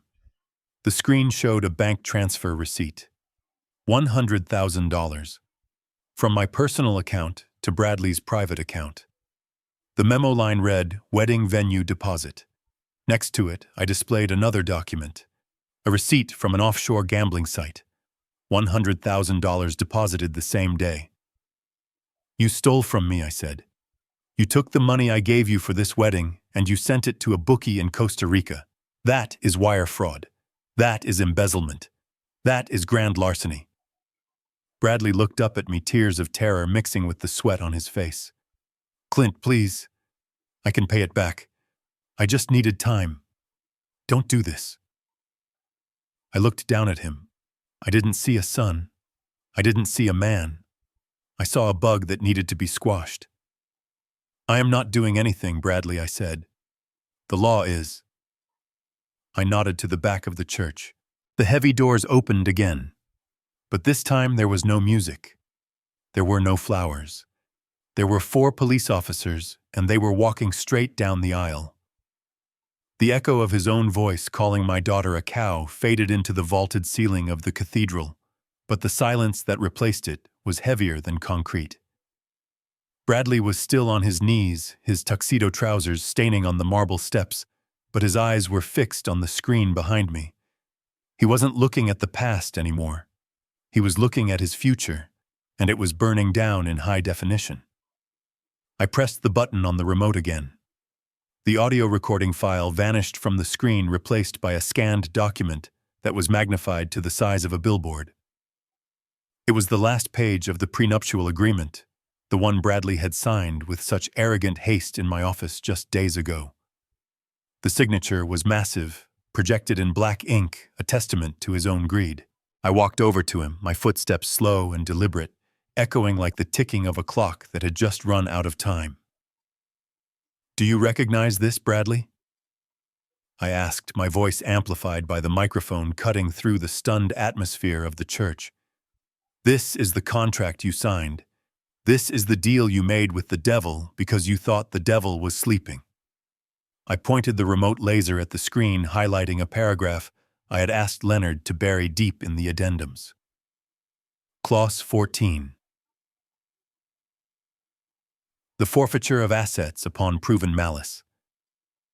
You read the part about the $5 million. I continued pacing back and forth in front of the altar, like a prosecutor in a courtroom. You saw the golden parachute. You saw the payout. But you didn't read the condition, did you, son? You were so busy counting money you didn't have that you missed the trigger mechanism. I looked out at the crowd. 300 people were frozen in their pews. The socialites, the business partners, the distant relatives. They were all leaning forward, hungry for the carnage. This was better than any wedding reception. This was a public execution. The clause states clearly, I said, reading from the screen, that any documented evidence of conspiracy to defraud the Sullivan estate, or any act of infidelity committed prior to the legalization of the union, renders all financial promises null and void. Bradley looked up at me, his face a mask of sweat and terror. "It was just talk, Clint," he rasped, his voice cracking. "It was just locker room talk. I didn't mean it. You can't hold me to that." "Just talk," I repeated. I clicked the remote. The screen flickered. The legal document disappeared. In its place, the grainy black and white footage from the Mercedes interior camera appeared. The timestamp was from the previous night. The audio hissed for a second, before Bradley's voice filled the church again, clear and undeniable. We strip the assets. We sell the trucks. We sell the warehouses. The real estate alone is worth $50 million. I will break her down until she is begging for a divorce. A gasp rippled through the congregation. It wasn't just a gasp of shock, it was a gasp of revulsion. They were watching a man calmly plot the psychological and financial destruction of the woman standing 10 feet away from him in a wedding dress. I didn't turn off the video. I let it play. I let them see the way he touched his mistress. I let them hear the laughter as he described how he would kick Sarah out of her own home. I let the image sear into the retinas of every person in that room. Sarah made a sound that I will never forget. It wasn't a sob. It was a sharp intake of breath that sounded like a physical blow. She covered her mouth with both hands, her eyes wide, staring at the screen, staring at the man she had starved herself for. The illusion didn't just break, it shattered into dust. I stopped the video right at the moment. Bradley laughed about redecorating my house. That is not locker room talk, Bradley, I said, my voice dropping to a growl. That is a confession. That is conspiracy. And that is the sound of $5 million evaporating. I gestured to the side door of the cathedral. It opened and Leonard walked in. He wasn't wearing a tuxedo. He was wearing his charcoal litigation suit, carrying a leather briefcase that looked like it contained nuclear codes. He walked down the aisle with the precision of a heat-seeking missile, his heels clicking on the stone floor. He didn't look at the crowd. He didn't look at Sarah. He looked only at Bradley. Leonard stepped up to the altar and placed the briefcase on the communion table. He opened it and pulled out a stack of documents stapled and flagged with red tags. Mr. Pierce, Leonard said, his voice projecting without a microphone, dry and clinical. Per the instructions of my client, Mr. Clint Sullivan, and in accordance with the binding contract you signed 72 hours ago, I am hereby serving you with a notice of breach and immediate forfeiture. Leonard handed the papers to Bradley, who took them with trembling hands, like a man accepting his own death certificate. The $5 million separation payment is rescinded. Leonard continued ticking off the items on his fingers. The offer of executive employment within Sullivan Logistics is rescinded. The transfer of the property at 1400 Highland Drive is revoked immediately, as the deed was held in a charitable trust contingent on your moral standing, which you have demonstrably violated. I heard a scream from the front row.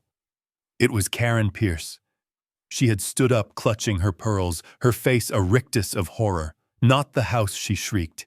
You gave us the keys. It was never your house, Karen, I said, cutting her off. It was a test, and you failed. You measured the drapes before you checked the foundation. Leonard wasn't finished. He pulled another document from the stack. Furthermore, he stated, his eyes boring into Bradley.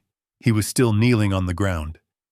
You are liable for the costs incurred by the Sullivan family under the pretense of this fraudulent union. We are filing a civil suit for the recovery of $150,000 in wedding expenses, including the venue, the catering, and the floral arrangements which you insisted upon. Bradley shook his head, tears streaming down his face. I don't have that kind of money. You know I don't. We know, Leonard said, cold as ice. We have reviewed your financials. We know about the $250,000 in gambling debt. We know about the loans you took out against your parents' retirement fund. Richard Pierce slumped in his pew, his face turning a sickly shade of gray. He hadn't known that part. He looked at his son, not with love, but with the realization that his own retirement was gone, burned at a poker table by the boy he had spoiled. Leonard took a step closer to Bradley, looming over him. And finally, there is the matter of the $100,000 deposit Mr. Sullivan gave you for the house. The money you wired to an offshore account in Costa Rica yesterday afternoon. Bradley looked up, his eyes wild. I can fix it. I can win it back. I just need time. You are out of time, Leonard said, closing the briefcase with a snap that sounded like a gunshot. That is embezzlement, Bradley. That is wire fraud. And since the money crossed international lines, it is a federal offense. I stepped forward, taking the microphone one last time. I looked at the man who had called my daughter a cow. He was a puddle on the floor, a weeping, broken thing. He had wanted to strip my company for parts. He had wanted to sell off my trucks and put me in a home. He had wanted to break my daughter's spirit. Now he was the one who was broken. I looked at Sarah. She had lowered her hands. She wasn't crying anymore. She was looking at Bradley with a cold, detached curiosity, like she was looking at roadkill on the side of the highway. She was seeing him for the first time. The spell was broken. The gaslighting had been burned away by the harsh light of the truth. You wanted to marry a Sullivan, I said to Bradley. You wanted the name. You wanted the money. Well, you got the full experience, son. You got the justice that comes with the name. I looked at his parents, Richard and Karen, who were huddled together in their pew, looking like refugees in designer clothes. And you two, I said, pointing a finger at them. You enabled him. You taught him that he was better than everyone else. You looked down on me because I worked with my hands. You thought you were marrying into a bank account. I reached into my pocket and pulled out a $1 bill. I crumpled it up and threw it at them. It landed on Karen's lap. Here, I said. Buy yourself a clue. Because that is the only inheritance you are getting from me. The crowd was silent, terrified, and mesmerized. They had come for a wedding, and they had witnessed an autopsy. I had dissected the Pierce family in front of God and everyone they wanted to impress. I turned to Leonard. Give them the bill, Leo, I said. Leonard handed a final invoice to Richard Pierce. It was the bill for the dinner at Le Bernardin. You can pay that on your way out, Leonard said. I looked back at Bradley. Get up, I said. He didn't move. He couldn't move. I said, get up, I roared, my voice shaking the stained glass windows. He scrambled to his feet, swaying unsteadily. He looked at me, then at Sarah, then at the door. He was looking for an escape route, but there wasn't one, because the doors at the back of the church were opening again. And this time it wasn't the caterers, it wasn't the florist, it was the consequences. The heavy thud of police boots on the marble floor was the only sound in the cathedral. It was a rhythm I knew well from years of watching enforcement officers walk onto loading docks to shut down illegal operations. It was the sound of authority. It was the sound of the end. Bradley was still on his knees. He looked over his shoulder at the approaching officers. His face, which had been a mask of terror, now crumbled into something pathetic. He scrambled to get up his expensive shoes, slipping on the polished stone. He looked like a deer on ice, frantic and clumsy. Clint, you can stop this, he pleaded, his voice high and shrill. Tell them it was a mistake. Tell them it was a loan. I will pay you back. I swear. I didn't answer him. I just crossed my arms and watched. The lead officer, a detective named Miller, who I had worked with on cargo theft cases years ago, stepped up to the altar. He didn't look at the flowers. He didn't look at the cross. He looked at the man in the tuxedo, who was shaking like a leaf. Bradley Pierce, Detective Miller said, his voice bored and professional. You are under arrest for wire fraud, embezzlement, and grand larceny. Bradley tried to back away, but there was nowhere to go. He bumped into the communion table, knocking over a vase of white lilies. The water splashed over his shoes. This is ridiculous, Bradley shouted, trying to regain some shred of dignity. My father-in-law gave me that money. It was a gift. You cannot arrest me for spending a gift. It was not a gift, I said, my voice cutting through his panic. It was a deposit for a venue that never received a dime because you sent the money to a shell corporation in the Cayman Islands, controlled by an illegal sports book. That is theft, Bradley. And since you used a wire transfer to move the money internationally, the feds are going to want to have a chat with you too. The officer grabbed Bradley's wrist. The click of the handcuffs was loud, sharp, and final. It echoed off the vaulted ceiling a metallic applause for the end of the show. "Get your hands off me," Bradley screamed, struggling as they pulled his arms behind his back. "Do you know who I am? I am the CEO of Sullivan Logistics." "You are unemployed," I corrected him. "And you are broke." They hauled him to his feet. He looked wild, his hair disheveled, his bow tie askew. He looked at the crowd, searching for an ally, searching for anyone who still believed the con. But the faces staring back at him were cold. The spell was broken. They saw him for what he was, a thief in a rented suit. Then he looked at Sarah. She hadn't moved. She stood near the lectern, her hands at her sides. She was staring at him with an expression I hadn't seen on her face in years. It wasn't fear.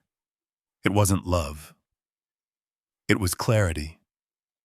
The fog of gaslighting had lifted, burned away by the heat of the truth I had just dropped on the congregation. Sarah Baby Bradley pleaded, switching tactics instantly. Tell them we are in love. Tell them your father is crazy. He is trying to control you. He is jealous of us. Don't let them take me." He was trying to use the old buttons. He was trying to trigger her insecurity, her need to please him. I held my breath. This was the moment. I had given her the gun, but she had to pull the trigger. If she collapsed now, if she ran to him, everything I had done would be for nothing. Sarah took a step forward. Her dress rustled softly. She walked toward him until she was standing right in front of him. The police officers paused, giving her a moment. Bradley smiled, a weak, desperate twitch of his lips. "That is it, baby. Tell them." Sarah looked him up and down. She looked at his sweating face, his handcuffed wrists, his panic-stricken eyes. "You called me a cow," she said. Her voice was quiet, but it was steady. Bradley blinked. "Sarah, that was just... You said you would rather chew glass than touch me," she continued, her voice rising, gaining strength with every syllable. "You said I was desperate. You said I took up half the bed.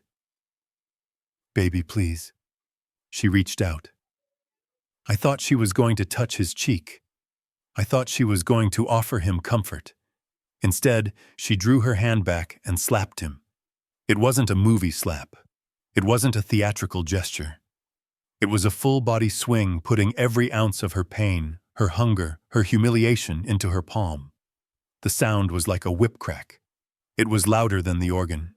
It was louder than the gasp of the crowd. Bradley's head snapped to the side.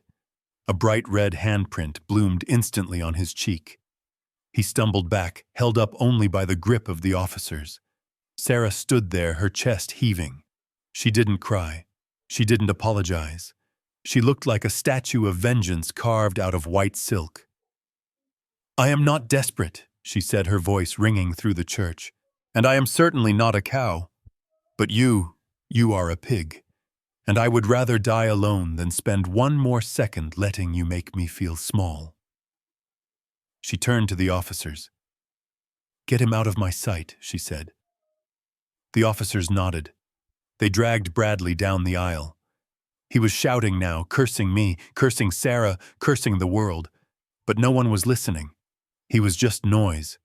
He was yesterday's garbage being taken out to the curb. I watched him go.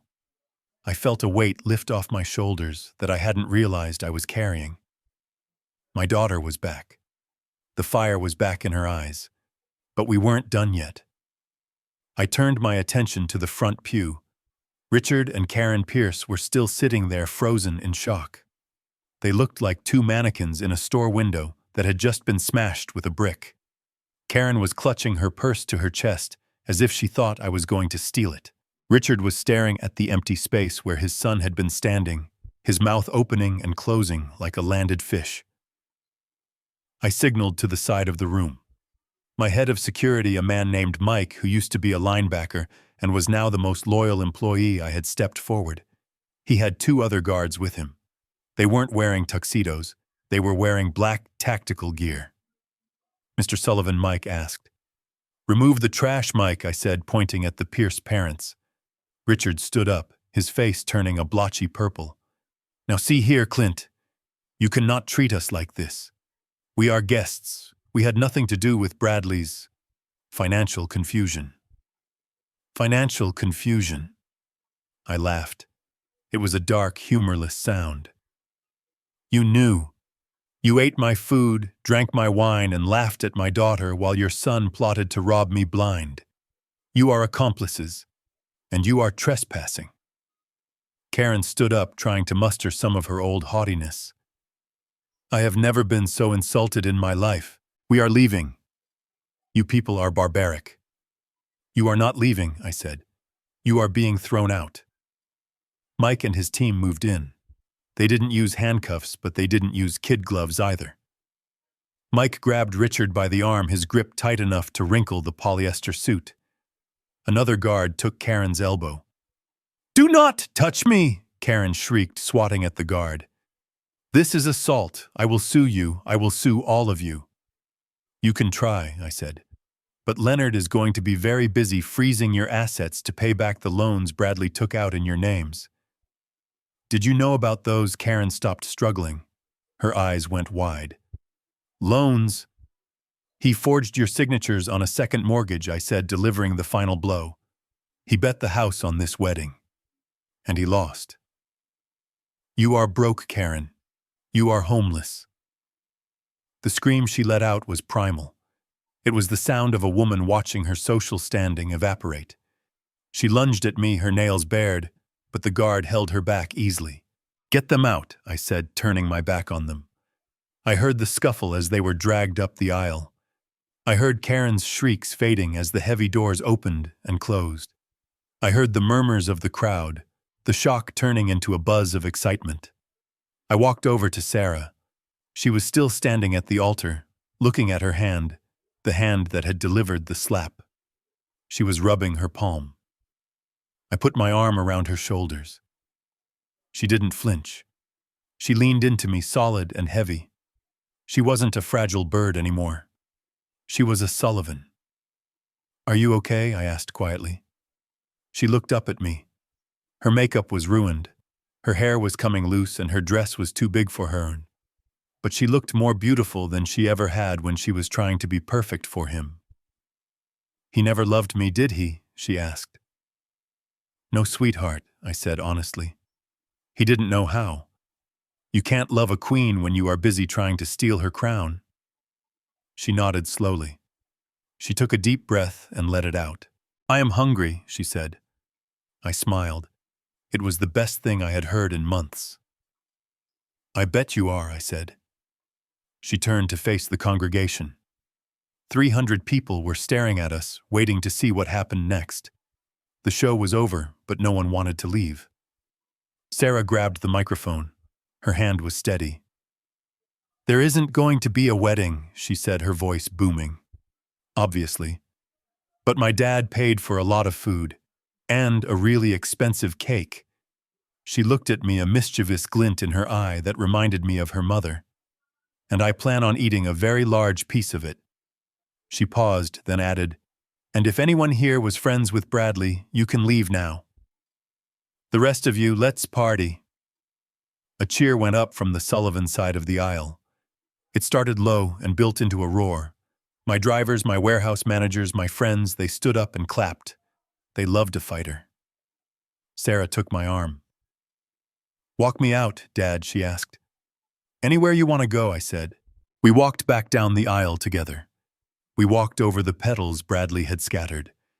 We walked past the empty pew where his parents had sat. We walked out into the sunlight. The police cruiser was just pulling away with Bradley in the back seat. He looked out the window and saw us. He saw Sarah laughing. He saw me smiling. He screamed something, but the glass was thick, and we couldn't hear him. I waved. "Just once." "Goodbye, son," I whispered. We walked toward the reception hall. Sarah stopped and kicked off her high heels. She walked barefoot on the grass. "You know, Dad," she said, "you were right about one thing." "What is that?" I asked. "I would rather be alone than be with someone who makes me feel lonely." I squeezed her shoulder. "You are never alone, Sarah. You have me, and you have yourself, and that is a hell of a team." We went inside. We ate the cake. We drank the champagne. And for the first time in a long time, the Sullivan family was safe. The parasite was gone. The host had survived. And the predator who had posed as a senile old trucker was finally ready to rest, or at least ready for a slice of cake. The reception hall was a monument to Bradley's ego, a cavernous ballroom draped in silk and crystals that had cost more than my first fleet of trucks. But as we walked in, the atmosphere was different. The air wasn't stiff with pretension anymore. It was electric with the buzzing energy of a close call. The people who had come to network, the friends of Bradley, who were looking for a payout, had vanished like smoke in a strong wind. They had scurried away the moment the handcuffs clicked shut, terrified of being associated with a felon. What remained was the Sullivan crew. My warehouse managers, my dispatchers, the drivers who had been with me since the days of paper logs and payphones. These were people who knew the value of loyalty, and they weren't going anywhere. They had watched me take down a hijacker, and now they wanted to celebrate the recovery of the cargo. I walked to the center of the room where the band was awkwardly holding their instruments, unsure of what to play for a wedding without a groom. I waved at the band leader. "Play something loud," I said. "Play something with a beat. We are not mourning a marriage. We are celebrating a liberation." The band leader grinned and kicked off a classic rock anthem. The tension in the room snapped. Ties were loosened. Jackets were thrown over chairs. The open bar, which Bradley had restricted to top-shelf liquor for the VIPs, was suddenly open to everyone. I watched a forklift driver pour himself a glass of Dom Perignon and toast the empty space where the groom should have been. I found Sarah at the head table. She was sitting in the throne-like chair that was meant for the bride. She had kicked off her shoes and was curled up, her legs tucked under her expensive dress. In front of her was the wedding cake, a 6-tier monstrosity of vanilla and raspberry. She hadn't waited for a knife. She was eating a piece with a fork she had grabbed from a place setting, and she was eating it with a ferocity that made me smile. She wasn't dainty. She wasn't watching her figure. She was devouring her freedom one bite at a time. I sat down in the chair next to her, the one reserved for the groom. I picked up a fork and took a bite of the cake. It was sweet, rich, and absolutely delicious. "Not bad for stolen money," I said. Sarah laughed. It was a wet, choked sound, but it was real. "It tastes like calories, Dad. Thousands of wonderful, forbidden calories." We sat in silence for a moment, watching the party swirl around us. I looked at her profile. The hollows in her cheeks were still there, the physical evidence of Bradley's torture, but her eyes were clear. The fog was gone. "I am sorry, Sarah," I said, my voice low so only she could hear. She stopped eating and looked at me. "For what? For saving me? For letting it go that far?" I said. I looked at my hands, the hands that had steered us through this storm. I could have stopped it sooner. I could have kicked him out the night he made that comment about the liposuction. I could have forbidden the surgery. I could have handed you a check and told you to leave him. But I didn't. I watched you starve. I watched you cry. I watched you shrink. I felt a lump form in my throat. It was the hardest thing I had ever had to do, Sarah. Watching you hurt was harder than burying your mother. But I knew that if I stepped in, if I played the controlling father, you would have run into his arms. He had his claws in you so deep. You had to see the blood to know you were cut. Sarah put down her fork. She reached out and took my hand. Her grip was strong. "You were right," she said. "If you had told me, I wouldn't have believed you. I would have thought you were just being the overprotective dad. I would have married him to prove you wrong." She looked out at the dance floor, where Leonard was currently trying to teach my head of HR how to salsa. "I needed to feel the cold," she whispered. "I needed to feel how cold he really was. When we were on the altar and you played that tape, it didn't feel like a surprise. It felt like confirmation. Like a voice in my head finally started screaming what I had been whispering to myself for months." She squeezed my hand. "You didn't break me, Dad. You broke the spell. You let me walk through the fire so I could burn off the weak parts." I looked at my daughter. She wasn't the girl I had raised. She was a woman who had survived a predator. She was tougher now. There was steel in her spine that hadn't been there before. Bradley had wanted a cow. He had wanted a victim. Instead, he had forged a warrior. "So what happens now?" she asked, looking around the lavish room. "We have a lot of leftover food and a house I do not want to live in." I leaned back in the chair, feeling the first true wave of relaxation hit me in months. "The house is already taken care of," I said. "The charitable trust will liquidate it and put the money into the driver pension fund. As for the food," I stood up and tapped my glass with a spoon. The music died down. The room turned to look at me. "Listen up, everyone," I shouted, my voice booming without the microphone. "We have enough food here to feed an army, and I know a lot of folks who are hungry. Mike, load up the vans. We are taking the rest of this to the homeless shelter downtown. But first," I raised my glass of champagne, "I want to propose a toast, not to a wedding, but to a dodged bullet." The room roared with laughter and cheers. Glasses were raised high. "To Sarah," I said, looking down at my daughter. "The toughest Sullivan of them all." Sarah stood up. She raised her fork with a piece of cake still on it. "To chewing glass," she said with a grin, and spitting it out. We drank. The champagne bubbled in my throat, effervescent and light. It was the taste of victory. It was the taste of a clean getaway. I sat back down next to my daughter. We watched our friends and employees pack up the lobster and the filet mignon. We watched the dismantling of the Pierce fantasy. "You know, Dad," Sarah said, leaning her head on my shoulder, "I think I am going to need a job on Monday, since my career as a trophy wife didn't work out." I wrapped my arm around her. "I think there is an opening in the executive wing," I said. "I am looking for someone to run the logistics division. Someone who knows how to spot a fake manifest. Someone who isn't afraid to get their hands dirty." She looked up at me, her eyes shining. "I think I know just the woman," she said.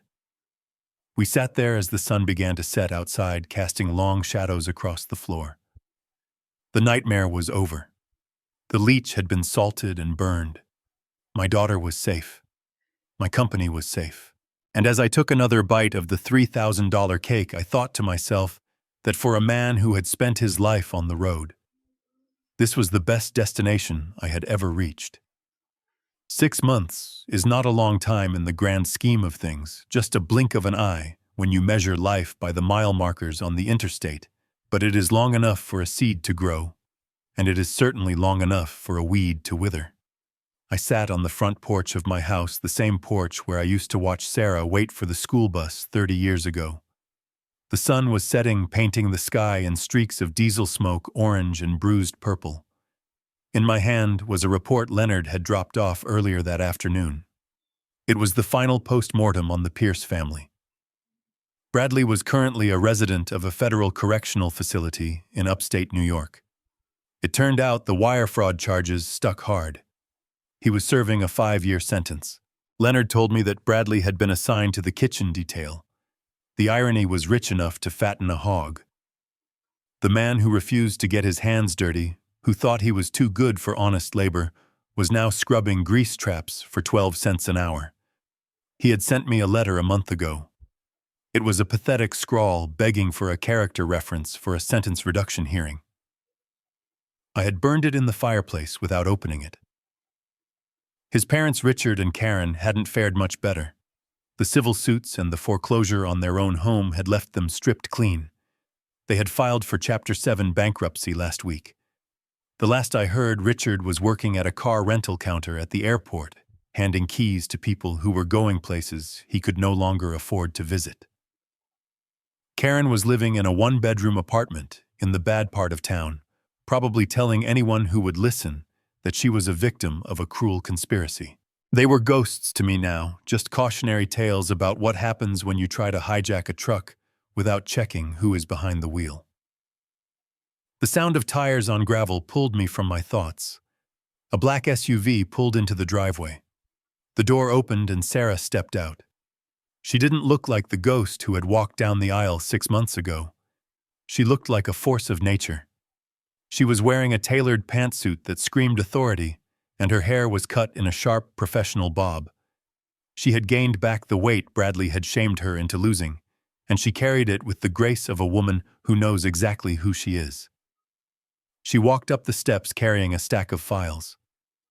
She was the new vice president of operations for Sullivan Logistics, and she ran the floor with a terrifying efficiency that made the union reps sweat.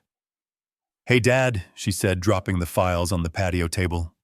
"I just got off the phone with the distributors in Chicago.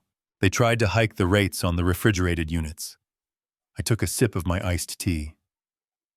"And what did you tell them?" She grinned, and it was a smile full of teeth.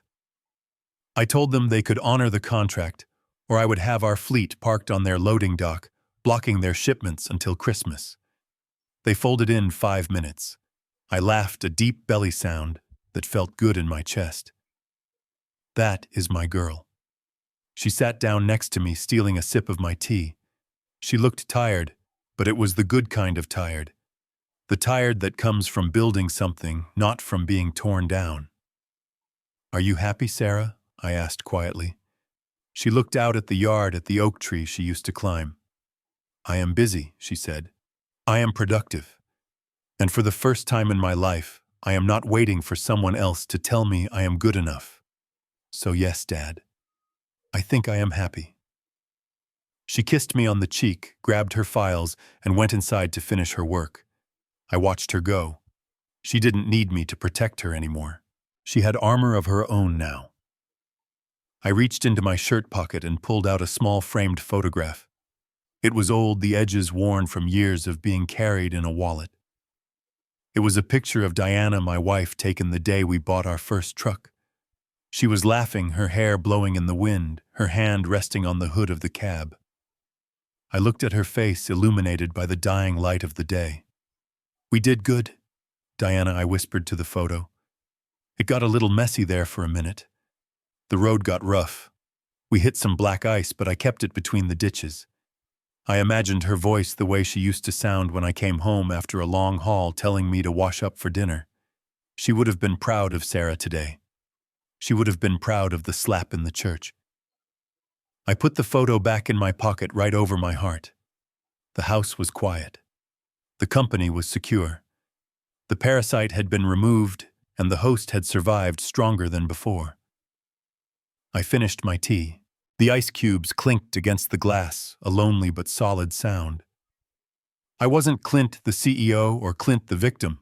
I was just a man sitting on his porch watching the sun go down over a kingdom that was finally safe.